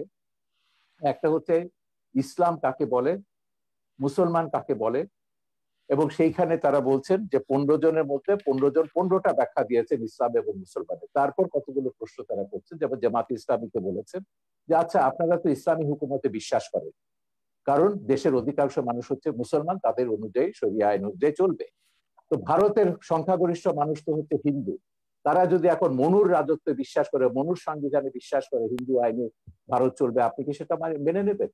তিনি বললেন যে ওটা ভারতের ব্যাপার, আমাদের ওখানে কিছু বলার। ওকে, একটা সেকেন্ড সেটা হচ্ছে, এখন ধরুন ভারত পাকিস্তানের সঙ্গে একটা যুদ্ধ হলো, এখন সেখানে ভারতের মুসলমানদের দায়িত্বটা কি হবে? না, প্রথমে বলে যে পাকিস্তানের হিন্দুদের দায়িত্বটা কি হবে, এখানে তো হিন্দুরা আছে। উনি বললেন না, নিশ্চয়ই ভারতের সঙ্গে পাকিস্তানের যুদ্ধ হলে হিন্দুদের তো অবশ্যই পাকিস্তানকে সমর্থন করতে হবে, ভারতের বিরুদ্ধে যুদ্ধ করতে হবে। তারপর বললেন এবার আসুন সেখানে ভারতের মুসলমানদের দায়িত্বটা কি হবে। তারা পরিষ্কার বললেন যে ভারতের মুসলমানদের দায়িত্ব হচ্ছে পাকিস্তানের পক্ষে, ইসলামের পক্ষে লড়াই করা, তার নিজের দেশের বিরুদ্ধে। তো এরপরে তারা আরো অনেকগুলো এই ধরনের অসঙ্গতিপূর্ণ প্রশ্ন করেছেন এবং তারপর বললেন যে কি যে কে মুসলিম কে মুসলিম নয় এটা নির্ধারণ করার দায়িত্ব সংবিধান সরকারকে দেয়নি। এটা যদি করতে হয় তাহলে এখানে হানাহানি, সংঘাত, সংঘর্ষ এটা চলতেই থাকবে। সুতরাং ওই যে কাদিয়ানীদেরকে তখন যত মুসলমান অমুসলিম ঘোষণার দাবি করেছিল, তখন তারা বলেছিলেন এটা রাষ্ট্রের এখতিয়ার নয়, এটা ধর্মের এখতিয়ার, এবং ইসলামেও আছে মোহাম্মদের উম্মতদের মধ্যে এতগুলো ভাগ হবে, কতগুলো ৭৩টা ভাগ হবে, এবং তারা কি কোথায় কি যাবে, বেহেশতে যাবে না দোজখে যাবে, আমি সেই বিতর্কে যাচ্ছি না। ইসলামের এগুলো ভাগ নিয়ে তিনি যেমন বলেন মদদি নিয়ে তাদের মধ্যে আলেমদের মধ্যে দ্বিমত আছে, খেলাফত নিয়ে দ্বিমত থাকতে পারে, মদদিরা বিশ্বাস করেন, জামাত বিশ্বাস করে তারা গণতান্ত্রিক ভাবে ক্ষমতা যাবে, যে মদদি গণতন্ত্রকে একসময় কুফরি মতবাদ বলেছিলেন, নির্বাচনকে তিনি শিকারী কুকুরের দৌড় বলেছিলেন, পরে তারা আবার নারী নেতৃত্বকে হারাম বলেছিলেন, এগুলো পরে সবই তারা মেনে নিয়েছে। এইটা যদি রাজনীতিকে যদি আপনি নিয়ে আসেন, ধর্মকে যদি রাজনীতিতে নিয়ে আসেন, তাহলে এই যে বিভক্তিগুলো, এই বিভক্তিগুলো কিন্তু আপনাকে টুকরো টুকরো করে দেবে। পাকিস্তানের দিকে তাকিয়ে দেখুন, ইরাকের দিকে তাকিয়ে দেখুন, আল কায়দা আইসিস কি করেছে, তারা তো যা করেছে ইসলামের নামে কিন্তু করেছে। আমার এখানে একটা প্রশ্ন আছে আপনার কাছে, আপনি কি মনে করেন ভারত ধর্মনিরপেক্ষ? ভারত সাংবিধানিক ভাবে ধর্মনিরপেক্ষ, কিন্তু বর্তমানে ভারত যেটা করছে এটাকে মোটেই ধর্মনিরপেক্ষ বলা যাবে না। সেখানে ধর্মনিরপেক্ষতা রাষ্ট্রভাগ জড়াজড়ি দিয়েছে। সেখানকার যে ধর্মীয় জনগোষ্ঠী রয়েছে সেখানে কি উগ্রপন্থা রয়েছে কিনা আপনি কি মনে করেন? অবশ্যই আছে, এবং সেখানে তো তার বিরুদ্ধে লড়াই করতে হবে। সেখানকার হিন্দুদের প্রধান দায়িত্ব হচ্ছে সেকুলারিজমে যেসব হিন্দুরা বিশ্বাস করেন সেখানকার সংখ্যালঘিষ্ঠ মুসলমানদের প্রতিষ্ঠার এবং রক্ষার দায়িত্ব তাদের। হিন্দু মৌলবাদের যে উত্থান হয়েছে বর্তমানে, সেটাকে আপনি কতটুকু বিশ্বাস করেন এবং সেই হিন্দু মৌলবাদের সর্বশক্তির সহায়তা নিয়ে বর্তমানে বিজেপি সরকার অধীন রয়েছেন? আমি এটা কখন অস্বীকার করছি না, আমি মানা করলাম কখন? এটা ভারত কেন বলছেন? সারা বিশ্বব্যাপী এখন মৌলবাদের ধর্মের নামে উন্মাদনা হচ্ছে, ভারতে হিন্দু ধর্মের নাম হচ্ছে, বেশি আমাদের মুসলিম ধর্ম নিয়ে কেন হচ্ছে সেটাই প্রশ্ন। কে বলছে? কে মুসলিম নিয়ে কথা বলছে? আমি মায়ানমারে যখন বুদ্ধিস্ট মঙ্করা যখন মুসলিম নিধন নিয়ে কথা বলছে, সবচেয়ে বেশি রোহিঙ্গাদের ব্যাপারে নির্মূল কমিটি কথা বলেছে, আমাদের সংগঠন কথা বলেছে, আমরা কমিশন গঠন করেছি, আন্তর্জাতিক সেমিনার অন্তত কয়েক ডজন ইন্টারন্যাশনাল সেমিনার করেছি যে বার্মাতে বুদ্ধিস্ট মঙ্কদের একটা গোষ্ঠী, আমি গোটা বৌদ্ধ ধর্মকে বলবো না, মঙ্করা, আমি কখনো ইসলাম ধর্ম বলছি না, হিন্দু ধর্ম বলছি না, কিছু ধর্ম ব্যবসায়ী রাজনৈতিক মতলবে ধর্মকে ব্যবহার করছে, ইহুদি ধর্মের নামে যেমন করছে, হিন্দু ধর্মের নামে হচ্ছে, ইসলাম ধর্মের নাম হচ্ছে, খ্রিস্টান ধর্মের নাম হচ্ছে, এমনকি সবচেয়ে শান্তির ধর্ম যেটা বলা হয় বৌদ্ধ ধর্ম, সেই নামেও কিন্তু হচ্ছে, ভারত বার্মাতে হচ্ছে, সিলনে হচ্ছে, এগুলো আমরা দেখছি। সারা বিশ্বব্যাপী দক্ষিণ পন্থার এই তাণ্ডব গুলো আমরা দেখছি। এই জন্যই আমরা বলছি হিন্দু মৌলবাদের কথাটা শেষ করতে দিন। হিন্দু মৌলবাদের আমি কোন মৌলবাদকে সাপোর্ট করি না, এমনকি নাস্তিকরাও যখন মৌলবাদীদের ভাষায় কথা বলে সেই নাস্তিকতাকেও আমি সমর্থন করি না। আমার কথা হচ্ছে বিশ্বে আস্তিক আছে, নাস্তিক আছে, ৬০০ কোটি মানুষ বিভিন্ন ধর্মে বিশ্বাস করে, ১০০ কোটি মানুষ কোন ধর্মে বিশ্বাস করে না। এই পৃথিবীতে সব মানুষের সমান অধিকার মর্যাদা নিয়ে বাস করবার অধিকার আছে। এইটাকে আপনি যে ধর্মের নামে দিন না কেন বিভক্তি করতে পারবেন না।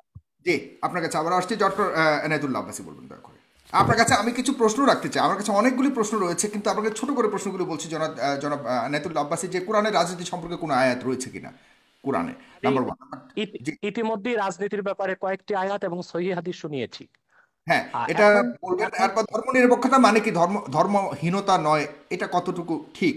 কিছু বুদ্ধিজীবী বলে থাকে ইসলামের ব্যাখ্যা আমি উত্তর দিচ্ছি না, আপনি দিয়েন, আমি কিছু ইসলামের ব্যাখ্যা কি বাংলাদেশি আলেমদের কাছ থেকে নিব? ইসলামের ব্যাখ্যা না সাগর, কথা হচ্ছে সাগর আপনি প্রশ্নটাকে অন্যদিকে নিয়ে যাচ্ছেন। আমি ইসলামের ব্যাখ্যা শুনতে চাইছি না, আমি শুনতে চাইছি বঙ্গবন্ধু সেকুলারিজম সম্পর্কে সংবিধানে কি বলেছে।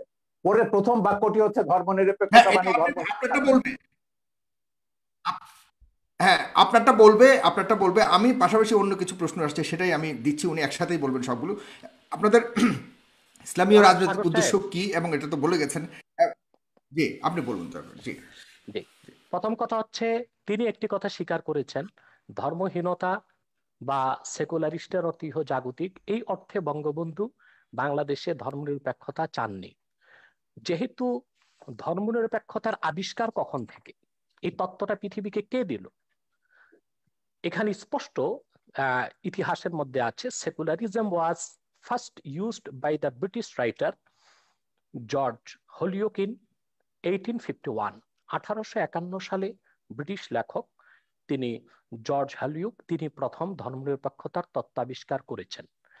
এখন সেই তত্ত্ব অনুযায়ী যদি বঙ্গবন্ধু ধর্মনিরপেক্ষতা না ধর্মহীনতা হয় কিংবা ইহজাগতিক একটিও না হয়, তাহলে তো ধর্মনিরপেক্ষতার সংজ্ঞাটি বদলে দেওয়া উচিত। যেহেতু তিনি বদলে ধর্মনিরপেক্ষতার দিয়েছেন তো, যে তিনি না তো, সেকুলারিজম আর তাহলে ইহজাগতিক সংবিধানও তাহলে সংবিধানও ধর্মনিরপেক্ষতা এই নামটি না থাকা উচিত, সেটার ভিন্ন না একটি না, নাম হওয়া উচিত। সে আমি শেষ ইহজাগতিকতা করি, বা একটু একটু ধর্মহীনতা নয়। একটু একটু একটু শেষ করি। যেহেতু বঙ্গবন্ধুর ধর্মনিরপেক্ষতার তত্ত্ব যারা আবিষ্কার করেছে তাদের সাথে মোটেও মিল নেই, অতএব সেই ধর্মনিরপেক্ষতা নামটি পরিবর্তন করে দিলে আমাদের দেশে সংঘাত কিংবা ইসলামী চিন্তাবিদদের সাথে জেনারেল শিক্ষিতদের দ্বন্দ্ব অনেকটাই কমে যায় এবং চিন্তার বিনিময় হয় ও বুঝার ক্ষেত্রে খুব সুবিধা হয়ে থাকে। দ্বিতীয় যে কথাটি শাহরিয়ার কবির সাহেব বলেছেন, যে বারবার তিনি পাকিস্তানের প্রসঙ্গ আর মওদুদির প্রসঙ্গ টেনে আনেন।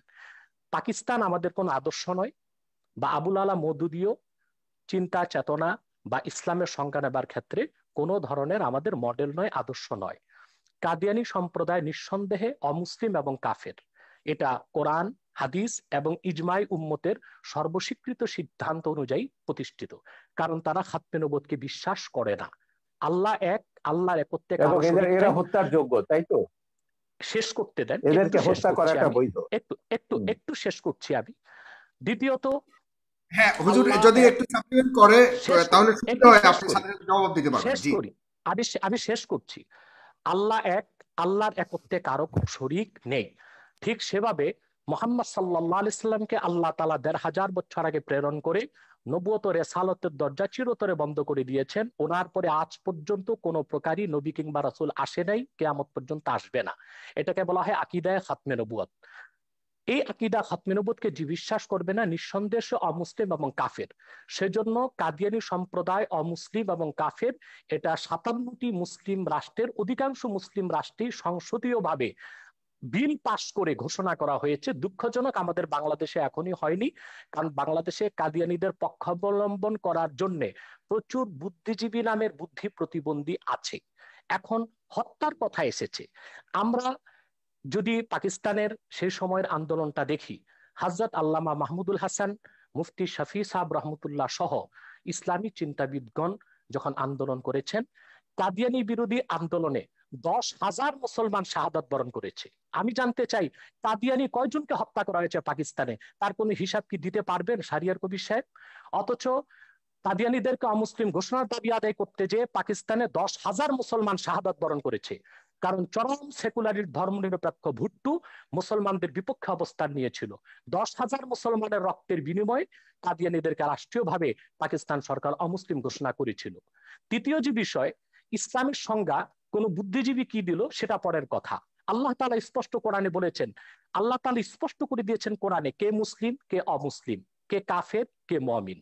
এখন মনে করুন আমাদের শাহরিয়ার কবির সাহেব নিজকে নিশ্চয়ই মুসলিম পরিচয় দিচ্ছেন, কিন্তু কোরআনের কোথাও উনি যে মুসলিম ওনার নামটি খুঁজে পাওয়া যাবে না। তাই বলি কি ওনাকে মুসলিম বলা যাবে না? আপনি সাগর, আপনার নাম কোরআন কারীমে কোথাও নেই যে সাগর একজন মুসলিম ব্যক্তি। আপনাকে কিভাবে আমি মুসলিম বলবো? কে মুসলিম কে অমুসলিম সেই সংজ্ঞা কোরআন দিয়েছে। সেই সংজ্ঞা অনুযায়ী যে যুগে যে লোক আসবে, মুসলিমের সংজ্ঞায় যে সংজ্ঞায়িত হবে তাকে আমরা মুসলিম বলবো, অমুসলিমের সংজ্ঞায় যে সংজ্ঞায়িত হবে তাকে আমরা অমুসলিম বলবো। যেহেতু কোরআন সুন্নাহ ও ইজমাই উম্মতের মতে কাদিয়ানী সম্প্রদায় অমুসলিম, সেজন্য আমরা তাদেরকে অমুসলিম এবং কাফের জানি, এবং এটা কোরআনের মত, হাদিসের মত, ইজমাই উম্মতের মত। ধর্মনিরপেক্ষতার বিষয়ে বাংলাদেশের যে বিষয়টা আসছে, আবারও আমি বলবো, যেহেতু বঙ্গবন্ধু তিনি ধার্মিক লোক ছিলেন এবং তিনি পাশ্চাত্য ধর্মনিরপেক্ষতায় বিশ্বাসী ছিলেন না, ওনার ধর্মনিরপেক্ষতার সংজ্ঞা ভিন্ন ছিল, তাহলে সংবিধানে ধর্মনিরপেক্ষতা শব্দটি পরিবর্তন করে বঙ্গবন্ধুর মতাদর্শের জুৎসই একটি সংজ্ঞা দিয়ে দিলেই তো সুন্দর হয়ে যায়। চতুর্থ যে বিষয়টি শাহরিয়ার কবির সাহেব বলেছেন, মৌলবাদী। মৌলবাদ আর উগ্রবাদ এক জিনিস নয়। আমরা প্রতিটি মুসলিম নিজকে মৌলবাদী মনে করে থাকি। মৌলবাদ শব্দটার উৎপত্তি কোত্থেকে? ফান্ডামেন্টালিজম, এটা কোত্থেকে এসেছে? ইউরোপে যখন রেনেসাঁ বিপ্লব হয়েছে, সেখানে খ্রিস্টানরা দুই ভাগে বিভক্ত হয়েছিল, ক্যাথলিক, প্রোটেস্ট্যান্ট। প্রোটেস্ট্যান্টরা বিশ্বাস করত আক্ষরিক অর্থে বাইবেল ঐশ্বরিক, আর ক্যাথলিকরা বিশ্বাস করত আক্ষরিক অর্থে বাইবেল ঐশ্বরিক নয়। তখন ক্যাথলিকরা প্রোটেস্ট্যান্টদেরকে ফান্ডামেন্টালিস্ট বা মৌলবাদী আখ্যায়িত করেছিল। সেই হিসেবে যদি আমরা আক্ষরিক অর্থে কোরআনকে বিশ্বাস করার কারণে মৌলবাদী হয়ে থাকি, অবশ্যই আমরা মৌলবাদী, এবং সেই মৌলবাদকে আমরা লালন করি কোরআনকে আক্ষরিক অর্থে বিশ্বাস করার কারণে। আর যদি উগ্রবাদ সেই অর্থে মৌলবাদী বলা হয়, তাহলে আমরা বলবো আমরা মৌলবাদী নয়, আমরা পরামর্শহীনচু। আমরা খেলাফতে বিশ্বাসী, ইসলামের মূলে বিশ্বাসী, এবং ইসলামের রাজনৈতিক আদর্শে বিশ্বাসী। খেলাফতটা কিভাবে কায়েম হবে একটু ব্যাখ্যা করেন। হ্যাঁ, খেলাফত বিভিন্নভাবে কায়েম। যে কাজটি এখন বাংলাদেশে হচ্ছে, জনমত তৈরি করা হচ্ছে। যারা ইসলামী রাজনীতির পক্ষে, তারা আলাপ আলোচনার মাধ্যমে, ওয়াজ নসিহতের মাধ্যমে মানুষকে এটি বুঝাতে সক্ষম হচ্ছে ইলেকশন করবেন তো না, কোরআন সুন্নাহর রাজনীতি, সেটাও বলছি। না, আপনারা কি ইলেকশন করবেন না? সেটা বলছি আমি। কোরআন সুন্নাহর রাজনৈতিক আদর্শ হচ্ছে শুধুমাত্র খেলাফত। প্রথম হচ্ছে থিওরিক্যাল, আমরা সেই থিওরিক্যাল বিশ্বাসটি মানুষের মধ্যে গড়ে তুলছি। একসময় মানুষ খেলাফতে বিশ্বাসী হবে। এখন যদি সেই খেলাফতকে প্রতিষ্ঠা করতে যে আমাদেরকে ইলেকশন করতে হয়, সেটা ইলেকশনকে খেলাফত সমর্থন করে না। কিন্তু শরীয়তের একটি অন্যতম উসুল হচ্ছে যে আয-যারুরাতু তুবিহুল মাহযুরাত। আরেকটি উসুল হচ্ছে আয-যারুরাতু তাতাকাদ্দারু বিকাদরি যারুরা। বিশেষ প্রয়োজনে, আপৎকালীন মুহূর্তে যা নিষিদ্ধ তা সাময়িক সময়ের জন্য করা যেত পারে। অতএব ইলেকশনের মাধ্যমেও যদি রাষ্ট্র ক্ষমতায় যে ইসলামপন্থীগণ খেলাফতকে প্রতিষ্ঠিত করেন, তারপরে রাষ্ট্র ব্যবস্থার নীতি পরিবর্তন করার অথরিটি তারা পাবেন। তৃতীয় যে বিষয়টি আমি বলবো, যে আজকে সারা পৃথিবীতে গণতন্ত্র সমাজতন্ত্র ব্যর্থতার পরিচয় দিয়েছে। গণতন্ত্র সমাজতন্ত্র ধর্মনিরপেক্ষতা কাগজে কলমে আছে, বাস্তবতায় পৃথিবীর কোথাও নেই। বরং পৃথিবীর শক্তিশালী রাষ্ট্রগুলো এখন খেলাফত ব্যবস্থার দিকে ধাবিত হচ্ছে, অঘোষিতভাবে, প্রচার না করে। যেমন মস্কোতে সোভিয়েত রাশিয়া ভেঙে যাবার পর এখন পুতিন ক্ষমতায় এসেছে, সে অনেকটা একনায়কতন্ত্রকে গ্রহণ করেছে। সেখানে গণতন্ত্রের দোহাই দিয়ে দীর্ঘমেয়াদী ক্ষমতায় সে আছে, অর্থাৎ একজন ব্যক্তিকে রাষ্ট্র পরিচালনায় তারা পছন্দ করে নিয়েছে, যেটা অনেকটা খেলাফতের কনসেপ্টের সাথে মিলে যায়। চায়নাতে প্রধানমন্ত্রীকে আজীবন ক্ষমতা তারা দিয়েছে, সেটাও খেলাফতের সাথে অনেকটা সাদৃশ্য অবলম্বন করে। মূলত খেলাফত ব্যবস্থার মাধ্যমে একটি কল্যাণময় রাষ্ট্র হতে পারে, এমন একটি রাষ্ট্র হতে পারে যেখানে ইসলামের সমান অধিকার সংরক্ষিত হতে পারে, পাশাপাশি অন্যান্য ধর্ম সমান অধিকার লাভ করতে পারে। খেলাফত 1300 বছর পৃথিবীকে নেতৃত্ব দিয়েছে। সেই খোলাফায়ে রাশিদিন, তাদের পরে খেলাফতে বনি উমাইয়া, খেলাফতে বনি আব্বাস, এবং অটোমান সাম্রাজ্য যেটাকে বলা হয় খেলাফতে উসমানিয়া, 1924 সাল পর্যন্ত বিশ্বকে নেতৃত্ব দিয়েছে। এমন কোন ইতিহাস পৃথিবীর কোথাও খুঁজে পাওয়া যাবে না তখন অন্য ধর্মের উপর নির্যাতন নিপীড়ন হয়েছে, অন্য ধর্মের মানুষের অধিকারকে ক্ষুণ্ণ করা হয়েছে। বাদশাহ আকবর যখন দ্বীন এলাহিকে প্রতিষ্ঠিত করেছিল ভারতে, পরবর্তীতে তার নাতি বাদশাহ আলমগীর যখন খেলাফতের অনেকটা কনসেপ্ট গ্রহণ করেছিল, ইসলামী শরিয়া ব্যবস্থাকে চালু করেছিল, বিধিবদ্ধ ইসলামের সংবিধান ফাতাওয়া হিন্দিয়া বা ফাতোয়া আলমগীরি সংকলন করেছিলেন, তখন ভারতে কোথাও কোন একটি হিন্দু মন্দিরের উপর আঘাত করা হয়নি, হিন্দুদের কোনো উপাসনালয়, কোনো ধর্মস্থানে আঘাত করা হয়নি। হিন্দুরা অত্যন্ত অবলীলায় এবং সুন্দরভাবে তাদের ধর্ম পালনের সুযোগ পেয়েছে। অথবা খেলাফত রাষ্ট্র প্রতিষ্ঠিত হলেই অন্য ধর্মের মানুষ তার ধর্মীয় অধিকার পালন করতে পারে এবং সুযোগ সুবিধা গ্রহণ করতে পারে, এবং পৃথিবীকে একদিন আবার ফিরে আসতে হবে খেলাফতের দিকেই, এবং মুসলিম বিশ্বগুলো আবার খেলাফতের দিকে ফিরে আসবে। সেটাও একটি চিরন্তন সত্য কথা। আপনাকে অনেক ধন্যবাদ। প্রায় 20,000 মানুষ এই মুহূর্তে একসাথে আমাদের অনুষ্ঠানটি দেখছে। দর্শক, আপনারা অবশ্যই 20,000 মানুষ যারাই দেখছেন তারা অবশ্যই আমাদের পেজটিকে লাইক দেবেন, এবং আমাদের যে ইউটিউব চ্যানেলটি আছে সেখানে একটু পরে এটা আবারও প্রচারিত হবে, সেখানে আপনারা দেখতে পাবেন। যারা প্রথম থেকে দেখতে পারেননি তারা অবশ্যই আমাদের ইউটিউব চ্যানেলটিকে সাবস্ক্রাইব করবেন। জনাব শাহরিয়ার কবির, আপনার কাছে আসছে, আপনার অনেক শুনেছেন জনাব ডক্টর এনায়েতুল্লাহ আব্বাসীর কথা। আপনার কাছে আমি আরেকটি প্রশ্ন করতে চাই যে আপনি ধর্মীয় আলোকে শিক্ষা ব্যবস্থার ঘোর বিরোধিতা করেছেন এবং কিছু কিছু বিষয়ে আপনি অনেক আপত্তি তুলেছেন বিভিন্ন সময়ে। সেটা আসলে যদি বাই চয়েস হয়ে থাকে যে আমি ধর্মীয় শিক্ষায় শিক্ষিত হতে চাই, সেখানে সমস্যাটা কেন, আপত্তিটা কেন? না, ধর্মীয় শিক্ষার তো আমি কখনো বিরোধিতা করিনি। আমি কখনো বলিনি মাদ্রাসা ব্যবস্থা তুলে দিতে হবে, যদিও আমাদের সংবিধানে আছে একমুখী শিক্ষা হতে হবে। আমরা বলেছি বিশেষ করে কওমি মাদ্রাসা নিয়ে, যে কওমি মাদ্রাসায় যারা পড়ে, আমাদের দেশের গরিব মানুষের ছেলেরা এখানে পড়ে, এতিমরা পড়ে এখানে। কারণ এই একটা বৃহৎ সংখ্যক ছাত্র বা তরুণ গোষ্ঠীকে আমরা কেন ওই উগ্র মৌলবাদীদের জিম্মি করে রেখে দেবো? এখানকার ক্যারিকুলামে কিন্তু আমাদের কোনো হাত নেই। এরা বাংলাদেশের মুক্তিযুদ্ধের ইতিহাস জানে না। তাদের যে জাতি যে হাজার বছরের বাঙালি জাতির যে একটা সমৃদ্ধ ইতিহাস রয়েছে, সম্প্রীতির ইতিহাস রয়েছে, মানবতার ইতিহাস রয়েছে, মানুষকে ভালোবাসার ঐতিহ্য রয়েছে, এগুলো কিন্তু কিছুই তারা জানে না। তাদের মাথার মধ্যে জেহাদ ঢোকানো হচ্ছে, খেলাফত ঢোকানো হচ্ছে, ভিন্ন মত, ভিন্ন ধর্ম, ভিন্ন জীবনধারা যারা বিশ্বাসী তাদেরকে হত্যা করতে হবে। হত্যার বিবরণগুলো দেখলেই তো আপনি বুঝবেন। হত্যার যে এই যে যখন আপনার এই যে 15 সালে 16 সালে যখন এই যে ধারাবাহিক ব্লগারদের হত্যা করা হলো, একটা ঘটনা আমি বলি। ব্লগার বাবুকে যে হত্যা করেছিল, যে সে দুটো মানুষ, যে একজন হিজড়া একজন ফেরিওয়ালা তাকে উদ্ধার জড়িয়ে ধরেছিল, আটকে ছিল, সেই ছেলেটা, সেও একটা তরুণ, মাদ্রাসা থেকে মাত্র বেরিয়েছে। সেই তরুণকে জিজ্ঞাসাবাদে জিজ্ঞেস করলো, কেন তুমি বাবুকে হত্যা করছো? ও বলে, আমার হুজুর আমাকে বলেছেন, উস্তাদ আমাকে বলেছেন। বলে, তুমি বাবুর কোনো লেখা পড়েছো? বলে, না, পড়িনি। সেই ছেলেটা জিজ্ঞাসাবাদে বলছে বাবুর সে কোনো লেখা পড়ে, বাবু নামটা তার কাছে পরিচিত ছিল না, বাবুর কোনো ছবি সে দেখেনি, পোস্ট পড়েনি। এবং যেহেতু হুজুর বলেছেন সেই ইসলাম বিরোধী এবং সে মুরতাদ, তাকে হত্যা করতে হবে, এবং সেই বিশ্বাসে সে হত্যা করেছে। এই উন্মাদনাগুলো কিন্তু এদের মাথার মধ্যে ঢোকাচ্ছে সেই মাদ্রাসা থেকেই। এটা নিয়ে বহুত মানে লেখা আমাদের আছে দেশে এবং কোথাও ঢুকাচ্ছে? আপনি কোনো প্রমাণ আছে আপনার কাছে আমাদের দেশে কোথাও ঢুকাচ্ছে কিনা এরকম ধরনের? আমরা 2013 সালে হেফাজত জামাতের এই তাণ্ডবের পরে একটা শ্বেতপত্র বার করেছি, 1000টা মাদ্রাসা, কওমি মাদ্রাসায় তদন্ত করেছি, এবং আমাদের যে এবং ওই রাতে কারা কতজনকে হত্যা করা হয়েছিল সেটা রিপোর্ট আমাদের শ্বেতপত্রে আছে, যেটা হেফাজত পর্যন্ত চ্যালেঞ্জ করেনি। সেদিনও দেখলাম ওই বিতর্কে হেফাজতের এক নেতা বলছেন যে হ্যাঁ, নির্মূল কমিটি যে শ্বেতপত্র বের করেছে সেটাকে তারা অথেন্টিক মনে করেন। কিন্তু সেই শ্বেতপত্রে আমরা দেখিয়েছি আমাদের কওমি মাদ্রাসাগুলোতে তারা জাতীয় সঙ্গীত গায়। কেন? এটা প্রথমে বলছে এটা হচ্ছে সঙ্গীত হচ্ছে হারাম, ইসলামের গান গাওয়ার বিধান নেই। কেউ বলছে এটা হিন্দুর লেখা, কেউ বলছে এটা ভারতীয়র লেখা, এখানে কওমি তারানা হতে হবে, ইসলামী জোশের গান হতে হবে, তৈরি তারা গাইবে।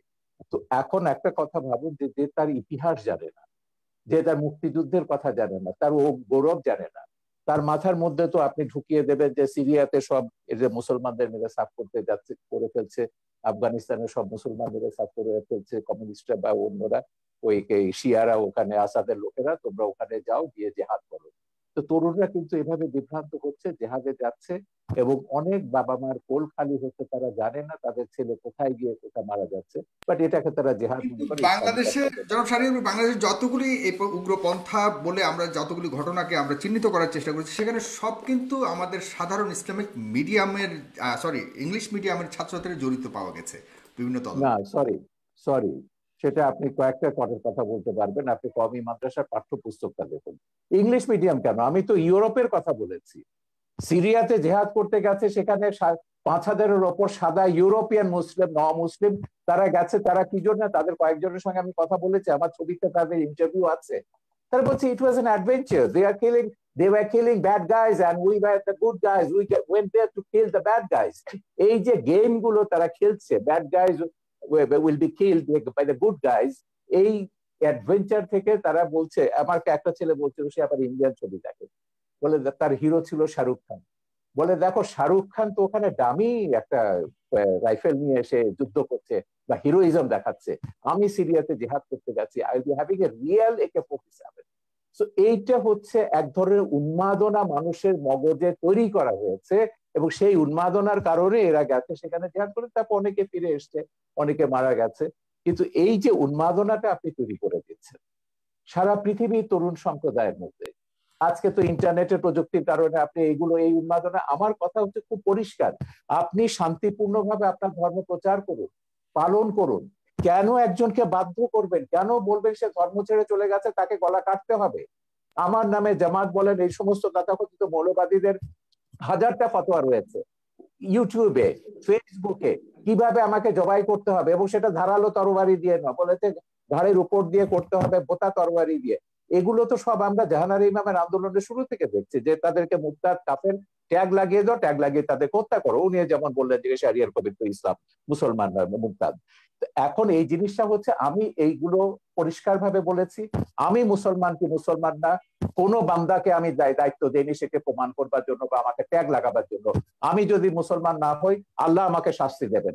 আল্লাহ ছাড়া আর কারো বিধান এই বিষয়ে, কে মুসলমান কে মুসলমান নয়, কোন বান্দার বিধান প্রগতিশীল সমাজ থেকে যে দাবি করা হচ্ছে কে মুসলমান নয় কে মুসলমান, সেক্ষেত্রে সেটাকেও আপনি কিভাবে দেখছেন? মানে মানে কোন আমরা আমরা আমরা অনেক সময় বলে থাকি বুদ্ধিজীবী সম্প্রদায় থেকে বা আমাদের যারা ইয়েরা সেখান থেকে বড় থাকে, না এরা রিয়াল মুসলমান নন, এরা উগ্রবাদী। সেই জিনিসটুকু নির্ধারণ করার দায়িত্ব কার?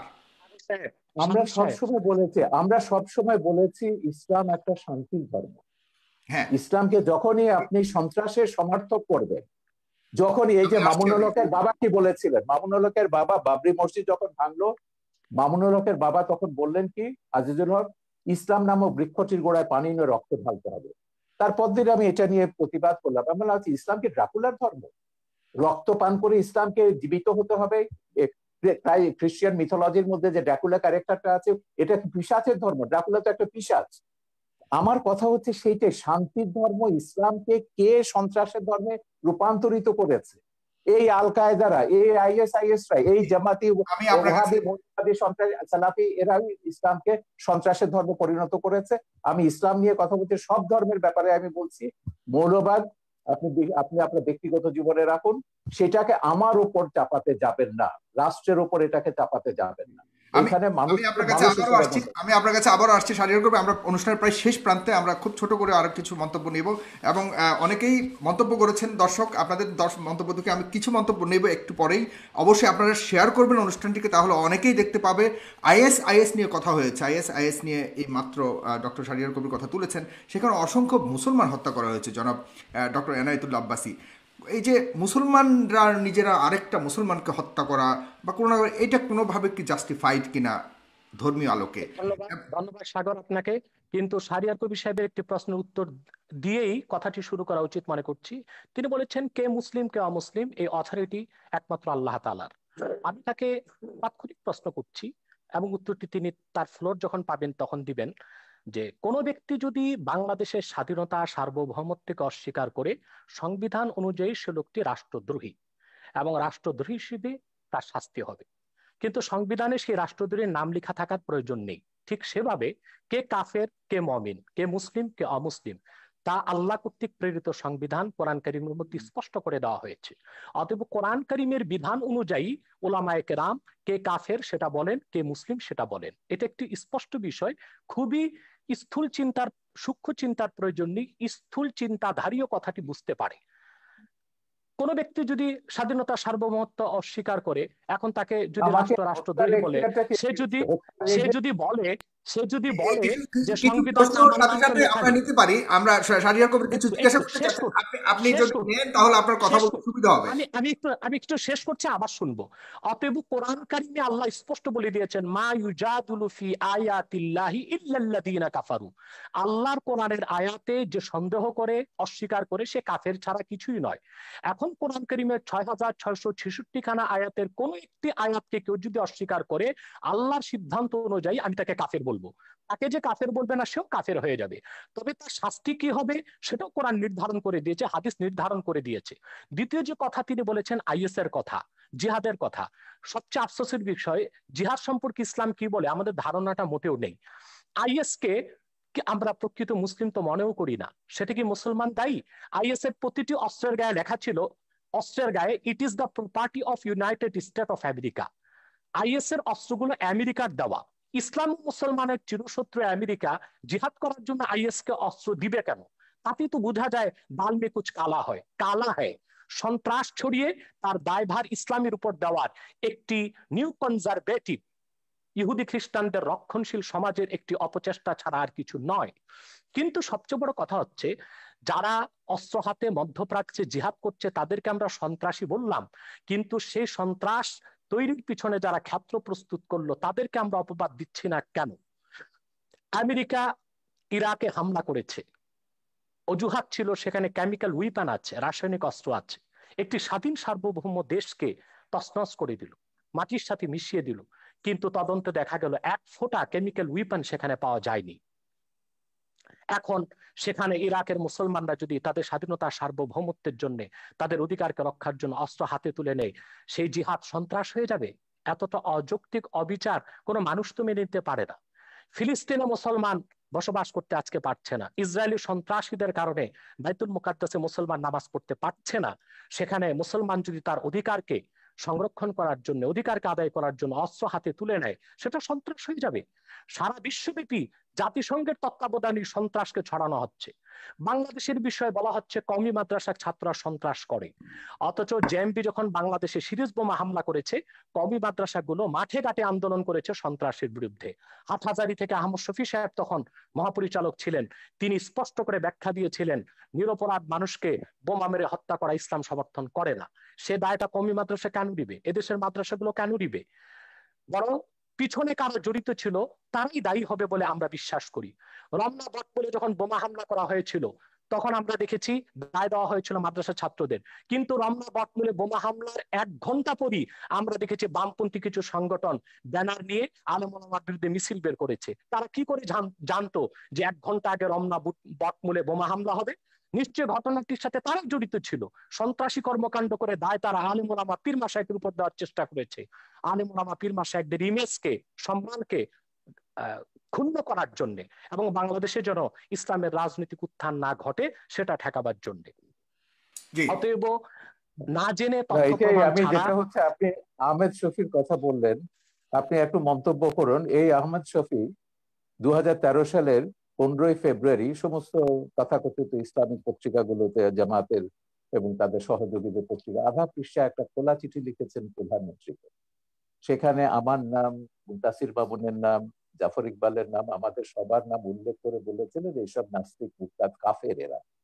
এবং তারপর যেটা ব্লগারদের বিরুদ্ধে তিনি তার ঘাতকদেরকে লেলিয়ে দিলেন, তারপর তো সিরিজ অফ ব্লগার হত্যা আমরা দেখলাম, এবং প্রত্যেকে তারা বলেছে, এবং যারা ওই যে ইয়েটা করেছে, এই হলি আর্টিজান ঘটিয়েছে, তারাও বলেছে তারা জাকির নায়কের ওয়াজ শুনে এবং আহমদ শফির ওয়াজ শুনে তারা এগুলো করেছে। ধর্ষণের ব্যাপারে তিনি যেটা বলেছেন, ধর্ষণটা বেড়েছে কেন? আহমদ শফির সেই ওয়াজ কি আমরা ভুলে গেছি? এখনো ইউটিউবে আপনি পাবেন যে গার্মেন্টস এর মেয়েদেরকে তিনি ঘর থেকে বেরোতে মানা করছেন, ঘর থেকে বেরোলে পুরুষের লালা ঝরবে, এবং যে পুরুষের লালা ঝরবে না সে পুরুষ নয়, তাদেরকে প্রকারান্তরে যে গার্মেন্টস এর মেয়েদেরকে জেনাকারিনী বলছে, যে এরা বাইরে যায় জেনা করবার জন্য।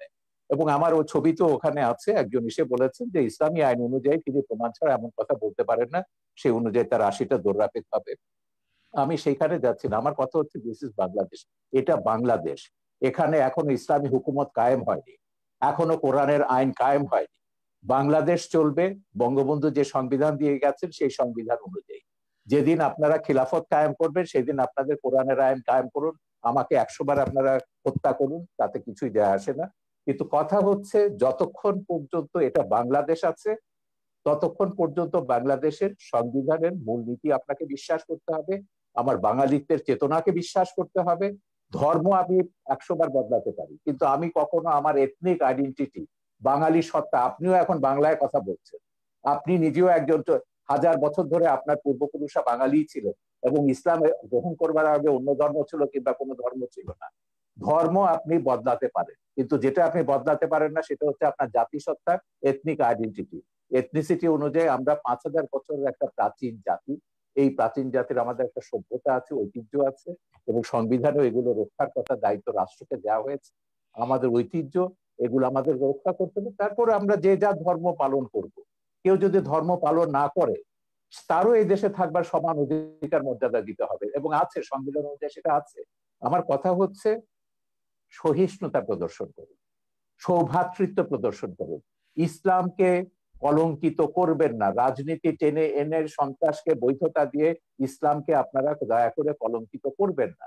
পশ্চিমারা একটা অজুহাত পেয়ে গেছে, ইসলাম ব্যাশিং একটা শব্দ পশ্চিমে, এবং তাদেরকে গিয়ে বোঝাতে হয় যে না, আমাদের দেশে ইসলাম হচ্ছে, এটা সুফিদের ইসলাম, এটা শান্তির ইসলাম, কিছু সংখ্যক বিপদগামী, এগুলো আইএস আল কায়দার প্ররোচনায় তারা এগুলো করছে।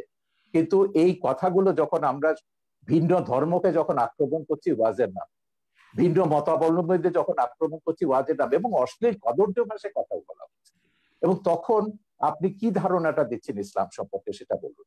এবং সেইটার যদি বদলা যদি ভারতের হিন্দু মৌলবাদীরা নেয় কিংবা বারবার বুদ্ধিস্ট মৌলবাদীরা নেয়, সেটার আপনি কি জবাব দেবেন? এই জন্য আমি বলি যে বিশ্বের 57টা দেশে মুসলমানরা মেজরিটি, মাইনরিটির রেসপেক্ট করুন, সমান অধিকার মর্যাদা দিন।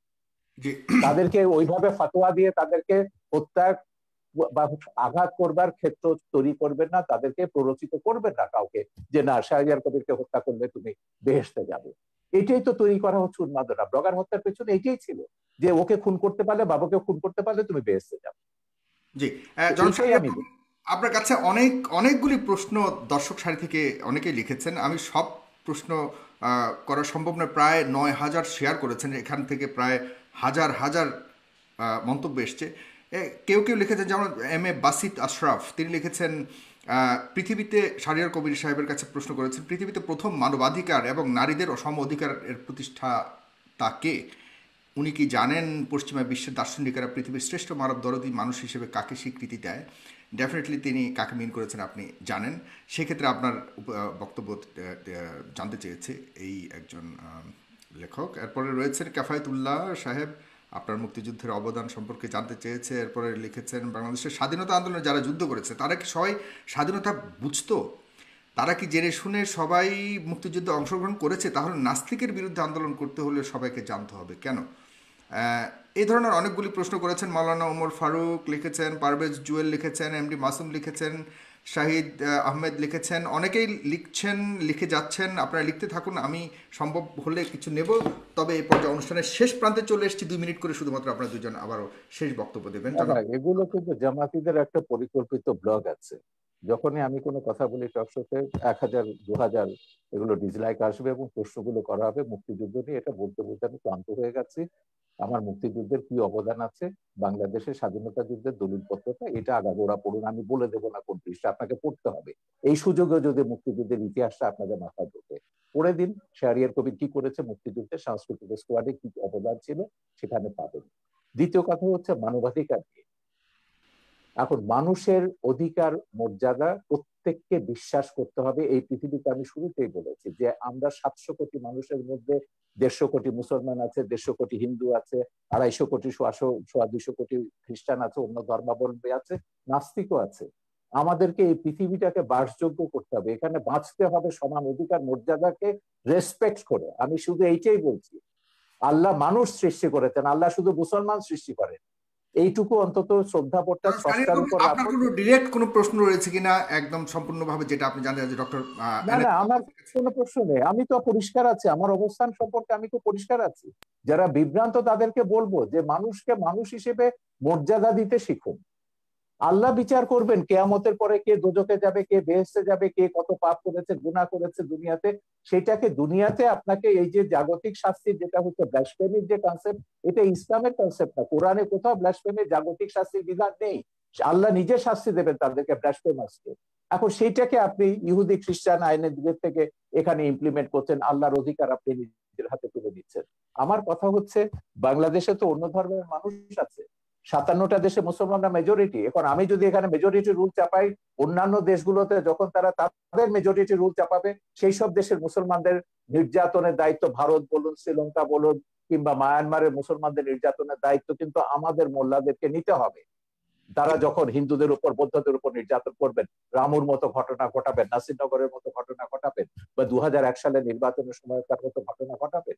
তো সেইটাই আমরা বলছি, আমাদের এখানে সব ধর্মের মানুষ সমান অধিকার মর্যাদা নিয়ে বাস করবে। সব ধর্মের মানুষ মুক্তিযুদ্ধে অংশ নিয়েছে।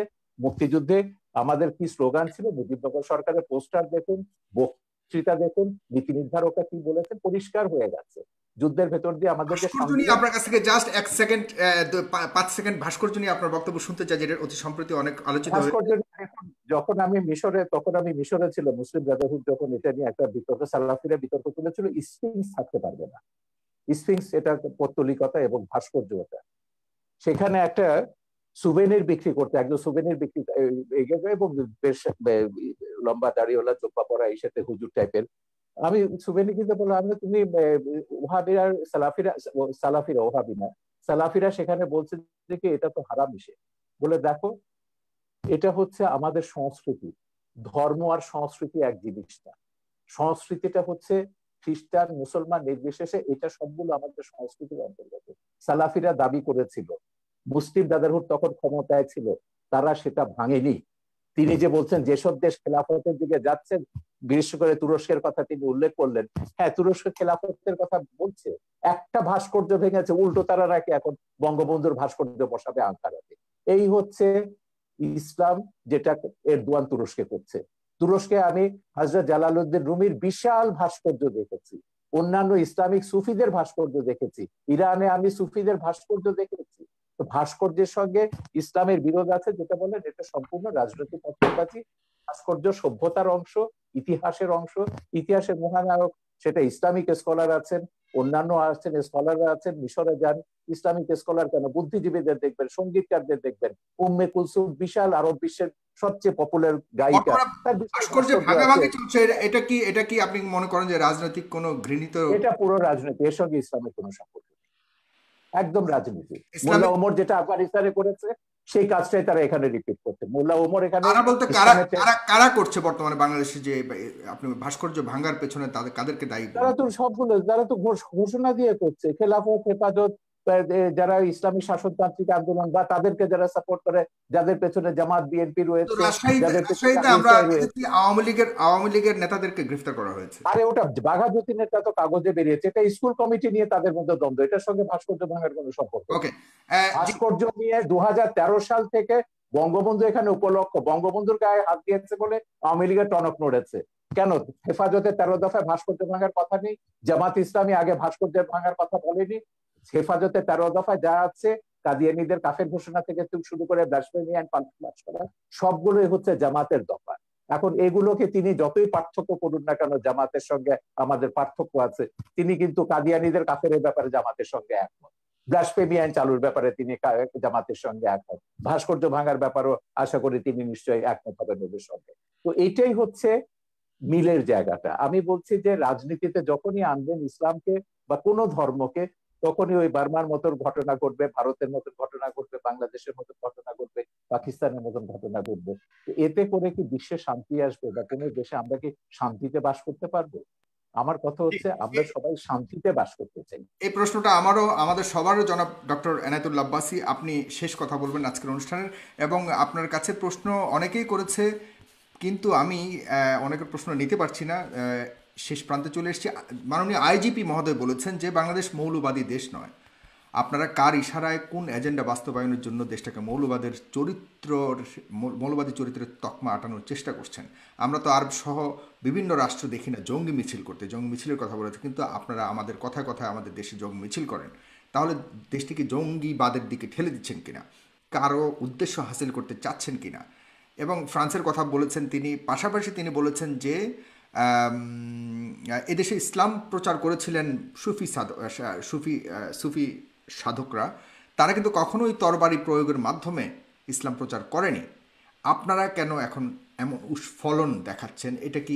এটা কেন, বা এ ব্যাপারে উনি প্রশ্ন করেছেন আপনাদের আলেম সমাজের। ধন্যবাদ সাগর। প্রথমে শাহরের কবির সাহেবকে বলবো যে তিনি জামাত ফোবিয়াতে ভুগতেছেন, সব জায়গায় জামাতের গন্ধ পান তিনি, এটা ঠিক নয়। আমি আবারও বলছি, এদেশের মূলধারার আলেম ওলামার সাথে জামাতের কোনো সম্পর্ক নেই, যদিও বা একটি বিরাট জনগোষ্ঠী জামাতের অনুসরণ করছে। কাদিয়ানীরা নিঃসন্দেহে অমুসলিম এবং কাফের, এটা পৃথিবীর সকল মুসলমানের মত, কোরআনের মত, সুন্নার মত, ইজমায় উম্মতের মত। তারা কাফের এবং অমুসলিম, তাদেরকে যারা এটা কাফের বলবে না মওদুদির তারাও প্রথম কাফের। লেখা, কাদিয়ানী না, মাসালাটা এটা মওদুদির লেখা। ভুল, আপনি জানেন না এটা, কাদিয়ানী আপনি মাসালা কি জানেন না। মওদুদি লেখেননি? কাদিয়ানী মাসালা মওদুদি, মওদুদি লেখেন না? আমি বলছি, প্রথম কাদিয়ানীদের বিরুদ্ধে আন্দোলনের ডাক দিয়েছেন আল্লামা ইউসুফ বিন নুরি রহমতুল্লাহ, কারাচি ইউসুফ বিন নূর মাদ্রাসার যিনি মোহতামিম ছিলেন। আন্দোলনে পুরোধা নেতৃত্ব দিয়েছেন আমার ওস্তাদ মোহতারাম আল্লামা তাকি উসমানী এবং মুফতি শফি রহমতুল্লাহ। সাথে আন্দোলনে যোগ দিয়েছিল আবুল আলা মওদুদি এবং তার লোকজন। বরং পাকিস্তানের সকল ঘরানার মুসলিমরাই কাদিয়ানী বিরোধী আন্দোলনে অংশগ্রহণ করেছিল। দ্বিতীয় যে এবং ওই কথাটি, মামলায় কিন্তু আমি মওদুদির মৃত্যুদণ্ড হয়েছিল, আর কারণ না, মওদুদির মৃত্যুদণ্ড হয়েছিল ওই মামলাতে, যেটা সৌদি সেটা বাদশার অনুরোধে প্রত্যাহার করা। সেটা সেটা সেটা মৃত্যুদণ্ড কার হলো সেটা হয়তোবা পাকিস্তান সরকারের রাজনৈতিক কোনো প্রতিহিংসা ছিল মওদুদির উপর, সেজন্য মওদুদিকে মামলা দেবার চেষ্টা করেছে। আর যেহেতু অন্যান্য নেতৃবৃন্দ রাজনীতিতে জড়িত ছিলেন না, তাদেরকে মামলা দেবার সুযোগ হয়নি, এটা একটি কারণ হতে পারে। দ্বিতীয় যে বিষয়টি বললেন, ব্লগারদের বিষয়। ব্লগারদেরকে কারা হত্যা করেছে তাদেরকে আপনারা দায়ী করলেন, কিন্তু ব্লগারদেরকে বাক স্বাধীনতার দোহাই দিয়ে, মুক্ত চিন্তা লালন করার দোহাই দিয়ে ইসলাম এবং ইসলামের মূলনীতির বিরুদ্ধে অকথ্য ভাষায় গালিগালাজ বিষোদগার তারা যে করলো, তখন রাষ্ট্রীয়ভাবে তাদেরকে কেন বাধা দেওয়া হয়নি? যদি তাদেরকে রাষ্ট্রীয়ভাবে বাধা দেওয়া হতো, ধর্মনিরপেক্ষতার যদি একটি সংজ্ঞা এটাও হয় সকল ধর্মের অধিকার রক্ষা করা, তাহলে আপনি ইসলামের অধিকার রক্ষা করবেন না? এটা কেমন ধর্মনিরপেক্ষতা আপনার? আপনার তো উচিত ছিল 57 ধারায় সব ব্লগারদেরকে, ব্লগারদেরকে আপনার গ্রেফতার আপনার করা হয়েছে। আপনার ব্লগারদেরকে হত্যার আগে কাউকে গ্রেফতার করা হয় নাই। যখন সরকার দেখেছে একটি ব্লগারও বাংলাদেশে আর বেঁচে থাকবে না, তখন ব্লগারদের নিরাপত্তার জন্য তাদেরকে গ্রেফতার করা হয়েছে। কিন্তু যদি ব্লাসফেমি আইন বাংলাদেশে থাকতোই, তাহলে তো ব্লগারদের এই সুযোগ হতো না, তাহলে কারো তো হাতে অস্ত্র নেবার প্রয়োজন হতো না। তৃতীয় যে বিষয়টি আপনি বলেছেন, সুফিবাদের মাধ্যমে ইসলাম এসেছে এবং আইজিপির যে প্রশ্ন এসেছে, আইজিপি মহোদয় এর কথা থেকে তো স্পষ্ট বোঝা যাচ্ছে তিনি ইসলামের প্রতি অত্যন্ত শ্রদ্ধাশীল, হয়তো বা মিস আন্ডারস্ট্যান্ডিং আছে তার। সেটা হচ্ছে, তরবারির জোরে ইসলাম আসে নাই, কিন্তু ইসলাম প্রতিষ্ঠায় তরবারি ব্যবহার হয়েছে। তরবারির জোরে ইসলাম প্রতিষ্ঠিত হওয়া এক জিনিস, আর ইসলাম প্রতিষ্ঠায় তরবারি ব্যবহার আরেক জিনিস। ইসলাম যে জিহাদ দিয়েছে তা অনেকটাই ডিফেন্সিভ, অফেন্সিভ নয়। যখন ইসলাম প্রতিষ্ঠার ক্ষেত্রে অমুসলিম শক্তি অন্যায়ভাবে হামলা করেছে, আক্রমণ করেছে, তখনই তরবারির ব্যবহার করতে হয়েছে। এমনকি এই ক্ষেত্রে আমি উদাহরণ দিব মঈনুদ্দিন চিশতি রহমতুল্লাহ। তিনি যখন আজমিরে আসলেন, ইসলামের শাশ্বত বিধান, ইসলামের উদারতার মাধ্যমে ইসলামের দাওয়াত দিলেন, বারবার তাকে আঘাত করেছে সে পৃথ্বীরাজ। তখন ইসলামকে সুসংহত করতে যে মোহাম্মদ ঘড়িকে তিনি আহ্বান করেছেন। তরবারির জোরে তিনি ইসলাম প্রতিষ্ঠিত করেননি, তবে ইসলাম প্রতিষ্ঠার ক্ষেত্রে তরবারির ব্যবহার হয়েছে, সেটা একটা ভিন্ন জিনিস। চতুর্থ যে বিষয়টি তিনি বলেছেন, সন্ত্রাস। সন্ত্রাস তো আমাদের দেশে অনেক রকম সন্ত্রাস হচ্ছে। যারা কলমের মাধ্যমে দুর্নীতি করে হাজার হাজার কোটি টাকা বিদেশ পাচার করছে, তারাও তো সন্ত্রাসী, কলম সন্ত্রাসী তারা। যারা বাংলাদেশে বন জঙ্গল উজাড় করে গাছপালা সবকিছু বিক্রি করে খেয়ে ফেলছে, তারা পরিবেশ সন্ত্রাসী। অনেক রকম সন্ত্রাসী আমাদের বাংলাদেশে আছে। কিন্তু আমাদের দেশে যে অস্ত্র সন্ত্রাসীর কথা বলছেন, এটা জুজুর ভয়। আসলে বাংলাদেশে কোনো সশস্ত্র জিহাদি সংগঠনের অস্তিত্বই নেই। জেএমবি বলে যেটা ছিল, সেটা অনেক তদন্তের বিষয়, সেটার সাথে মূলধারার ইসলামপন্থী ও মাদ্রাসার ছাত্রদের কোনো সম্পর্ক নেই। হোলি আর্টিজানে আমরা দেখেছি যারা সন্ত্রাসী হামলা করেছে বলা হচ্ছে, তারা কেউ মাদ্রাসার ছাত্র ছিল না, তারা ইংলিশ মিডিয়ামের ছাত্র ছিল। যদিও বা তারা বলেছে জাকের নায়কের কথায় তারা উদ্বুদ্ধ হয়েছে। আমি ওপেন চ্যালেঞ্জ করব, জাকের নায়কের এমন একটি বক্তব্য কেউ দেখাতে পারবে না যেখানে তিনি সশস্ত্র, যেখানে তিনি সন্ত্রাসকে উস্কে দিয়েছেন। জাকির নায়কের কোন একটি বক্তব্যে এটা দেখানো যাবে না। মূলত এটা ছিল একটি প্রি প্ল্যান প্রোগ্রাম।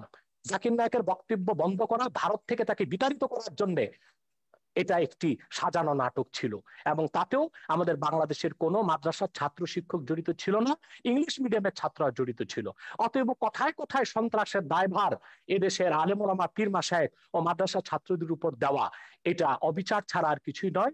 এটা প্রত্যক্ষ বা পরোক্ষ যেভাবেই হোক ইসলাম বিদ্বেষ ছাড়া আর কিছু নয়। শিক্ষা ব্যবস্থায় আজকে ধর্মনিরপেক্ষতার প্রভাব বাড়ানো হয়েছে। সেখানে বাংলাদেশের শিক্ষা ব্যবস্থায় যে ধর্মনিরপেক্ষতার প্রভাব আসতেছে, সেটাকে আমরা দেখতেছি ধর্মহীনতা। ইসলামের মূল আকীদা বিরোধী অনেক শিক্ষা আমাদের শিক্ষা ব্যবস্থায় ঢুকানো হয়েছে। যেমন নবম থেকে মাস্টার্স পর্যন্ত প্রাণীবিজ্ঞান, জুলজিতে দ্য থিওরি অফ এভুলেশন, ডারউইনের বিবর্তনবাদকে ঢুকানো হয়েছে বাংলাদেশে।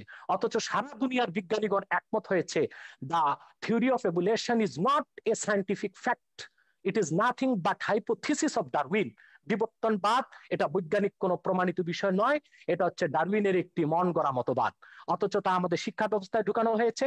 যারাই বিবর্তনবাদ করবে, পরকালে তারা অবিশ্বাসী হবে, ইসলাম থেকে তারা দূরে সরে যাবে। অত্যন্ত কৌশলে ধর্মনিরপেক্ষতা যে সংজ্ঞাতেই আমাদের দেশে বলা হোক, বঙ্গবন্ধু যে সংজ্ঞায় ধর্মনিরপেক্ষতার কথা বলেছিলেন, আজ ধর্মনিরপেক্ষতার ধ্বজাধারীরা বঙ্গবন্ধু সেই আদর্শে নেই। তারা ধর্মনিরপেক্ষতাকে ধর্মহীনতার দিকে নিয়ে যাচ্ছে। অতএব যদি প্রকৃত অর্থেই বঙ্গবন্ধুর ধর্মনিরপেক্ষতাকে সংবিধানে প্রতিষ্ঠিত করা হয়, সেটা ধর্মহীনতা নয়, বরং তার নাম পরিবর্তন করে এমন একটি নাম দেওয়া দরকার যেটার সাথে ধর্মনিরপেক্ষতার কোনো সম্পর্ক প্রমাণিত হবে না।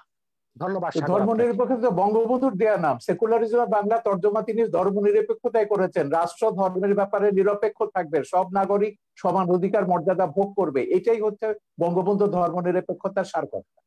প্রত্যেক নাগরিক তার নিজের ধর্ম পালন করবে, জি, ধর্ম পালনের স্বাধীনতা থাকবে, কিন্তু আপনি আপনার বঙ্গবন্ধু ধর্ম আরেকজনের উপর জোর করে চাপাতে পারবেন না, না, আরেকজনকে হত্যার প্ররোচনা দিতে পারবেন না। বাংলাদেশে কোন মুসলিম চিন্তাবিদ ইসলাম ধর্মকে অন্যের উপর চাপিয়ে দেবার চেষ্টা করেননি, এর কোন নজির ওয়াজগুলো আপনারা দেখেন, দেখাতে পারবেন না। না না, ওয়াজ বা আমি প্রত্যেকটা নিজে ওয়াজে ওয়াজ তারা করি, আপনি আপনি ওয়াজ শুনেছেন না আওয়াজ শুনেছেন আমি জানি না। কোরআন সুন্নাহ বিরোধী যেটা হয় সেটা ওয়াজ নয়, সেটা আওয়াজ। বাংলাদেশে অনেক নিম্নমানের বক্তব্য বের হয়ে গিয়েছে যারা গলাবাজির মাধ্যমে ওয়াজ করতেছে, সেটাকে আমরা ওয়াজ বলি না, সেটাকে আমরা আওয়াজ বলি। তাদের আচ্ছা, বক্তব্য দেলোয়ার অথেন্টিক হোসেন নয়। সাইদির ওয়াজকেও আপনি ওয়াজ বলবেন না? সাইদি আপনি সাহেব কি তো দেলোয়ার, দীর্ঘদিন যাবৎ ময়দানে নেই। তার উনি তো তার ওয়াজ দীর্ঘদিন যাবৎ কিন্তু ময়দানে ইউটিউবে নেই। আছে, তার বহু ওয়াজ ইউটিউবে আছে, আমার ছবিতেও আছে। বলুন তিনি একজন প্রকৃত ওয়াজকারী কিনা। তিনি বলেছেন যে অন্য ধর্মের মানুষকে হত্যা করতে, তিনি এটা আমি বলেছেন যদি কোন বক্তব্যে? আমি যদি দেখাতে পারি আমি তার এক বক্তব্য আমার শুনেছি, তিনি ছবিতে, আমি আমার আমি ছবিতে নিজে যেটা দেখেছি। আমি জি, আপনাকে বলি, এদের যে ওই যে মুফতি হান্নানের উপর যে ছবিটা বানিয়েছি, যে সাইদির একজন খুব ঘনিষ্ঠ অনুসারী ছিল যখন সে জামাত করতো, সে প্রত্যেকের নাম ধরে বলেছে, শামসুর রহমান থেকে শুরু করে হুমায়ুন আজাদ থেকে শুরু করে তসলিমা। আমি বলে দেখে লেখা পড়েছে, বলে না লেখা পড়েনি, কিন্তু আমাদের হুজুররা বলেছেন এরা ইসলাম বিরোধী, এরা মুরতাদ, এরা কাফের এবং এরা ওয়াজিবুল কাতাল, ওদেরকে যেখানে পাওয়া যাবে সেখানে হত্যা করতে হবে। এটা পড়ছে, এটা জিহাদ ছবিতে আমি দেখেছি। ওয়াজের সাইদির বক্তব্য আছে, হান্নানের বক্তব্য আছে, মুফতি হান্নানের বক্তব্য আছে, আপনি দেখে নিন, ইউটিউবে পাবেন। আমার মনে হয় জালাল হোসেন সাইদি সাহেব এতটা পাতলা কথা বলার লোক নয়, যদিও বা আমি তার অনেক বক্তব্য শুনিনি। তবে আমি তার একটি বক্তব্যে দেখেছি, তিনি যখন বা ধর্ম মন্ত্রণালয়ের স্থায়ী কমিটির সদস্য ছিলেন, তিনি হিন্দুদের পূজা মণ্ডপও গিয়েছেন এবং তাদেরকে নিরাপত্তার ব্যবস্থা করেছেন, সেটাও তো প্রমাণ রয়েছে। তা আপনি এবং কিভাবে 71 বলবেন যে সালে তিনি হিন্দুদের কি করেছেন সেটা ট্রাইব্যুনালে প্রমাণ হয়েছে। 71 সালে তিনি হিন্দুদের উপর কি করে জোর করে কাকে মুসলমান বানিয়েছেন, কাকে পাকিস্তানিদের ধরিয়ে দিয়েছেন, ও সাক্ষীরা তো ট্রাইব্যুনালে এগুলো প্রমাণ করেছে। সেটা তো ট্রাইব্যুনালের বিষয়। কিন্তু দেলাওয়ার হোসেন সাইদি সাহেব মানি ওয়াজ নয়, আর দেলাওয়ার হোসেন সাইদি সাহেব মানি এদেশের আলেম ওলামা নয়। সেটা একটি বিচ্ছিন্ন বিষয়কে টেনে সকল আলেম ওলামা, পীর মাশায়েখ এবং ওয়াজ আমি নসিহতের উপর জানি যে সাইদির এইভাবে চেয়ে দায় চাপিয়ে পপুলার দেওয়া উচিত ওয়াজকারী হবে না। আর কেউ নেই বাংলাদেশে। হ্যাঁ, বাংলাদেশে সেটা তার যতজন ওয়াজকারী আছে সবচেয়ে পপুলার, সবচেয়ে বেশি ফলোয়ার হচ্ছে সাইদির, এবং আপনি বাসে টাসে সব জায়গায় সাইদির ওয়াজই শুনবেন। তো যাই হোক, তাতে আমার তো কথা আপনি হচ্ছে, তাতে তো আপনি প্রমাণ আমার কথা করছেন হচ্ছে তিনি আব্বাসী জনপ্রিয়, সাহেব, তিনি এদেশের আব্বাসী মানুষের মন সাহেব, জয় করতে হ্যাঁ, পেরেছিলেন। ঠিক আছে আব্বাসী সাহেব, আমার কথা হচ্ছে, আপনি আগেও বলেছেন আমরা ইসলাম বা কোনো ধর্মের বিরুদ্ধে নয়, আপনি শান্তিপূর্ণভাবে ওয়াজ করুন, ইসলামে আহ্বান করুন, কিন্তু সন্ত্রাস, হানাহানি, একে মারো, ওকে ধরো, ওকে জবাই করো, এগুলো, এই হুমকি রাষ্ট্রকে ইসে করতে হবে, এটা করতে হবে, জেহাদ করতে হবে, এই জেহাদ মানে তো এই যে উগ্রতা।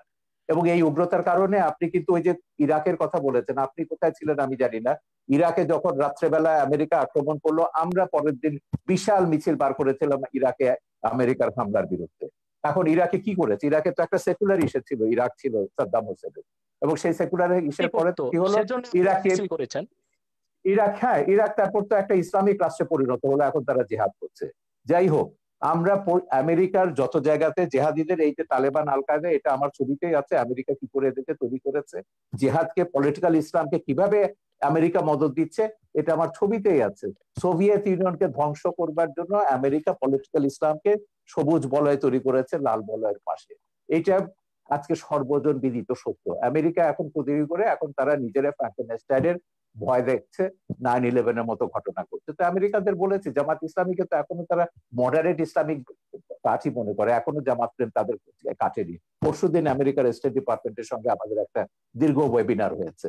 তো আমেরিকা বলুন, আমেরিকার শয়তানিও আমরা জানি, ধর্ম নিয়ে যারাই রাজনীতি করেছে তারাই সংখ্যালঘুদের উপর, মানুষের সমান অধিকার মর্যাদার উপর আঘাত করেছে। এগুলো আমাদের ভুলে যেতে হবে। আমাদের কথা হচ্ছে সমাজে সংখ্যাগরিষ্ঠ থাকবে, সংখ্যালঘিষ্ঠ থাকবে, আস্তিক থাকবে, নাস্তিক থাকবে। আমাদের কি করে আমরা শান্তিতে বাস করব, দেশটাকে এগিয়ে নিয়ে যাব। আপনি ধর্ম প্রচার করুন না, শান্তিপূর্ণভাবে ধর্ম প্রচার করার অধিকার তো সংবিধান আপনাকে দিয়েছে।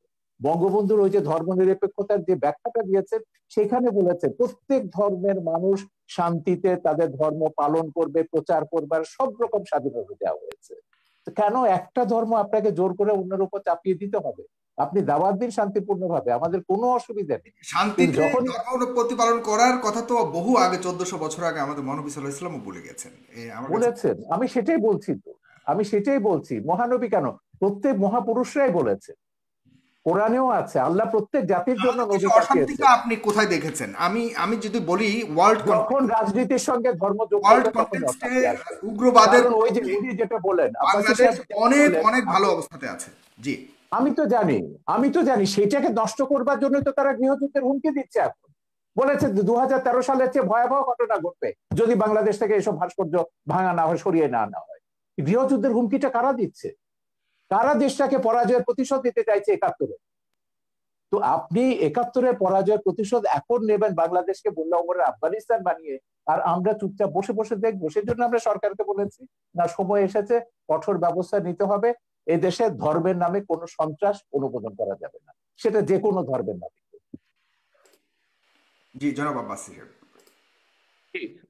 জনাব সাগর সাহেব, উনি যে কথা বলেছেন যে আসলে ওনারা যে ধর্মনিরপেক্ষ এবং অসাম্প্রদায়িক রাষ্ট্র চান, পৃথিবীর পৃথিবীর কোন রাষ্ট্রে সেই কল্পিত ধর্মনিরপেক্ষ রাষ্ট্র বাস্তবে নেই, অসাম্প্রদায়িক রাষ্ট্র নেই।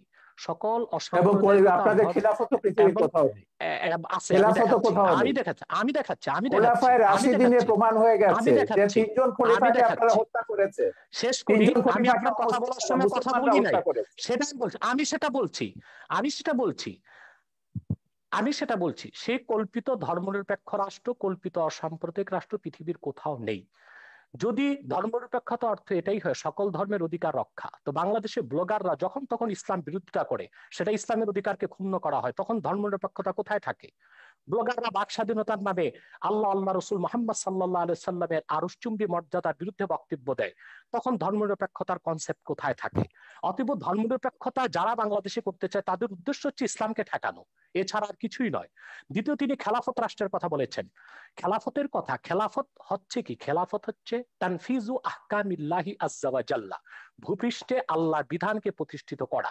আমি বলবো, যদিও আরবে রাজতন্ত্র প্রচলিত আছে, কিন্তু তা সম্পূর্ণ খেলাফত ভিত্তিক চলছে দেশ।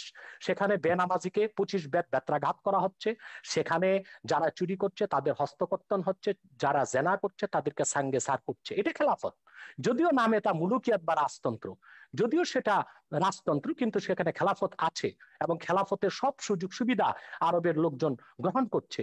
এবং আমরা দেখতে পাচ্ছি, সেখানে আমরা দেখতে পাচ্ছি দাম্মামে, জেদ্দাতে প্রচুর মুসলিম খ্রিস্টান আছে, তাদেরকে আলাদা জায়গায় তাদের ধর্মকর্ম পালনের ব্যবস্থা দেওয়া হয়েছে। একটি খেলাফত রাষ্ট্রের সমস্ত সুযোগ সুবিধা প্রতিষ্ঠিত আছে আমরা দেখতে পাচ্ছি আরবে। অতএব দ্বিতীয় আরেকটি বিষয়, খেলাফতের অনেকগুলো ধারা আছে। পীর মুরিদির মাধ্যমে ইসলামের যে দাওয়াত পৃথিবীতে ছড়ানো হচ্ছে, সেটাও খেলাফতের একটা অংশ। এবং খেলাফতের আরেকটা অংশ হচ্ছে দিনের উপর অটল অবিচল থাকা। অধিকাংশ মুসলমান দিনের উপর অটল অবিচল থেকে জীবনযাপন করছে। রাষ্ট্রীয়ভাবে খেলাফত প্রতিষ্ঠা, সেটা মাত্র 100 বছর যাবৎ পৃথিবীতে নেই। 96 বছর আগে অবসান ঘটেছে। অতি দ্রুত মুসলিম রাষ্ট্রগুলো আবার খেলাফত ব্যবস্থায় ফিরে যাবে। আপনি যে তালেবানের কথা বলেছেন, তালেবান সন্ত্রাসী, সে সন্ত্রাসীদের সাথে যুক্তরাষ্ট্র কাতারে চুক্তিবদ্ধ হয়েছে। এখন তো সে আফগানিস্তান আবার খেলাফতের প্রতি ধাবিত হচ্ছে। পৃথিবীর সুপার পাওয়ার আমেরিকা, অন্যান্য খ্রিস্টান রাষ্ট্রগুলো তা তো থামাতে পারলো না। ব্যর্থতা কি পুঁজিবাদের নয়? পৃথিবীব্যাপী সন্ত্রাসকে উস্কে দিচ্ছে পুঁজিবাদ, আর সেটার একমাত্র উদ্দেশ্য হচ্ছে ইসলামের রাজনৈতিক উত্থানকে ঠেকানো ছাড়া আর কিছু নয়। আর আমি অনুরোধ করব বাংলাদেশের বুদ্ধিজীবী সমাজকে, ইসলামকে বিভিন্ন নামে আপনারা অভিহিত করবেন না। রেডিক্যাল ইসলাম, মডারেট ইসলাম, এই নামগুলো ইসলামের ক্ষেত্রে আপনি প্রযোজ্য তো নয়। বলছেন ইসলাম মওদুদির একটি। আকীদাকে আপনারা ইসলাম বিরোধী মনে করেন, মওদুদির হ্যাঁ, সেজন্য অনুসারীদেরকে সেটাকে আপনি ইসলাম বলবেন মুসলমান। কেন? সেটাকে ইসলাম বলবেন কেন? ইসলাম তো সেটাই ওইটাই তো যেটা আমি আল্লাহ বলছি। দিয়েছেন, আপনি সেটা তো সেটাই। মওদুদিকে, আপনি নাম আপনি দিবেন কেন? আপনি সেটাকে নাম দেওয়া জামাতকে যাবে না। মুসলমান বলবেন না, ইসলাম আপনি ইসলাম জামাতকে ইসলামের মুসলমান বলবেন না, জামাতও আপনাকে মুসলমান মনে করে না। এই বিরোধটার মীমাংসা রাষ্ট্র কেন নেবে? আপনাদের এই না বিরোধের না মীমাংসায় না আমি কেন যাব? না না, আমি এটা রাষ্ট্র বলছি এখানে না যেতে তাদেরকে পারে না। মুসলমান মনে করি না, এটা বলা হচ্ছে না, কিন্তু তারা যে ইসলামের ব্যাখ্যা দিবে সেটাই ইসলাম, এটা আমি স্বীকার করব না। না না, এটা ইসলাম তো হাফেজি সেটাই হুজুর যেটা থেকে শুরু আল্লাহ করে, দিয়েছেন। এই ইসলাম হাফেজি তো হুজুর সেটাই থেকে যেটা শুরু আল্লাহ করে দিয়েছেন। 72টা ওলামায়ে কেরাম তারা বলেছেন মওদুদির অনুসারীদের পেছনে নামাজ পড়া হারাম। এগুলো ফতোয়া আমরা দেখেছি, মওদুদির বিরুদ্ধে ফতোয়া দেখেছি, মওদুদির পক্ষেও দেখেছি। এই বিতর্কে রাষ্ট্রকে জড়াবেন না, এটা আলেমরা নিজেরা নিজেদের মধ্যে ফয়সালা করুন। জি। আমরা এই বিতর্কটা রাষ্ট্রের মধ্যে আনতে চাই। আমরা অনুষ্ঠানের প্রায় শেষ প্রান্তে চলে এসেছি, শুধুমাত্র শেষ করতে হবে, আমার যেতে হবে সাগর ভাই। এক সেকেন্ডে 1 শুধু ঘন্টা প্রোগ্রাম আপনার। মন্তব্য করবেন জনাব এনায়েতুল্লাহ আব্বাসী, যে ভাস্কর্য বিতর্কে অনেকটাই আপনারা পিছিয়েছেন, অনেকে মনে করছেন আপনাদের হয়তো কিছুটা প্রাপ্তি যোগ হয়েছে, সেক্ষেত্রে এই পিছিয়ে আসাটাকে ধর্ম অনুভূতির মলাটে শুধুই প্রাপ্তি আর স্বার্থের রাজনীতি কিনা? চমৎকার প্রশ্ন করেছেন, আপনার উত্তরটি আমি দিচ্ছি। প্রথমে বলছি যে আমরা আহ, ইসলামের ব্যাখ্যা কোনো ব্যক্তি থেকে নিব না, আমরা ইসলামের ব্যাখ্যা নিব কোরআন থেকে, হাদিস থেকে এবং আইম্মায়ে মুজতাহিদিন থেকে, সালফে সালিহিন থেকে। অন্য কোনো ব্যক্তি বা অন্য কোনো ব্যক্তির কোনো ব্যাখ্যা আমরা যদি কোরআন সুন্নাহ মোতাবেক হয় সেটা গ্রহণ করব, নতুবা সেটা পরিত্যাজ্য। যে কথাটি বলছেন আপনি ভাস্কর্যের ব্যাপারে, যে ভাস্কর্যের ব্যাপারে আমার আন্দোলনটা ছিল অরাজনৈতিক বিরুদ্ধে, আর অনেকে করেছেন রাজনৈতিক ভাবে। পথে ঘাটে আপনি যারা করেছেন আন্দোলন বলতে কাকে করেছেন, বোঝাচ্ছেন? যে যারা হেফাজতের নেতৃবৃন্দ বা অন্য যারা করেছেন, তারা যেহেতু রাজনৈতিক দল তাদের, সেজন্য তারা রাজনৈতিক ভাবে করেছেন। আর অরাজনৈতিক ভাবে আমরা আমাদের অবস্থান থেকে ভাস্কর্যের ব্যাপারে ইসলামের সুস্পষ্ট ব্যাখ্যা তুলে ধরেছি, যে ভাস্কর্য মিশরে আছে, তুরস্কে আছে, এগুলো কোনো দলিল নয়। কোরআন সুন্নাহ মোতাবেক ভাস্কর্য ইসলামে নিষিদ্ধ। অতএব রাষ্ট্রীয় পৃষ্ঠপোষকতায় তা যদি হয় তাহলে বৃহত্তম মুসলমানদের অনুভূতিতে আঘাত লাগবে। বাকি যারা রাজনৈতিক ভাবে একটু নমনীয়তা অবলম্বন একই করছেন, একই কথা আমি বলেছেন বাবুনগরী, এরা মামুনুল হকরা কিন্তু একই কথা বলেছেন আপনি যেটা বলছেন। আমি একটু আমার শেষ সঙ্গে করি টকশোতে আমি মামুনুল হক একই কথা বলছেন। আমি একটু শেষ করি। দ্বিতীয়, তারা যারা এখন নমনীয়তার পথ অবলম্বন করেছে, আমি তো তাদেরকে ধন্যবাদ দিব। তারা পরমসহিষ্ণুতাকে প্রকাশ করেছে। অর্থাৎ তারা আসলে ভাঙচুরে বিশ্বাসী নয়, তারা সন্ত্রাস সহিংসতায় বিশ্বাসী নয়। তারা রাজনৈতিক ভাষা, আন্দোলনের ভাষায় সরকারকে মেসেজ দিয়েছে যে দেশের অধিক সংখ্যক মুসলমান ভাস্কর্যকে চায় না, অতএব ভাস্কর্য না করা হোক, এটা মুসলমানদের অনুভূতির প্রতি শ্রদ্ধা দেখানো হোক।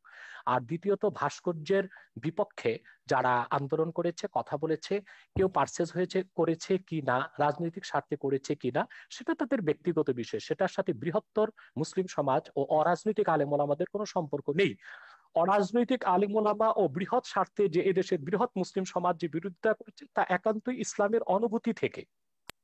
দ্বিতীয়ত, যারা নমনীয়তা এখন অবলম্বন করছে, আমি তো শুনতে পেরেছি যে স্বরাষ্ট্রমন্ত্রী মহোদয়ের সাথে তারা সাক্ষাৎ করেছেন এবং স্বরাষ্ট্রমন্ত্রী মহোদয় তাদেরকে আশ্বাস দিয়েছেন যে অনতিবিলম্বেই সরকার আলেম ওলামার সাথে বসবেন এবং সুন্দর একটি সুরাহা বের করার চেষ্টা করবেন।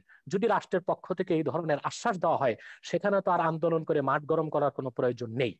অতএব ওলামায়ে কেরাম যারা এখন শীতলতা অবলম্বন করেছেন, আমি মনে করি তারা প্রজ্ঞার পরিচয় দিয়েছেন। জি, অনেক ধন্যবাদ জনাব শাহরিয়ার কবির, আপনি অনেক ব্যস্ততার মধ্যেও আমাকে সময় দিয়েছেন, ফেস দ্য পিপলকে সময় দিয়েছেন। আপনাকে আবারও নেক্সট টাইম অন্য একটা অনুষ্ঠানে আপনাকে আশা করছি।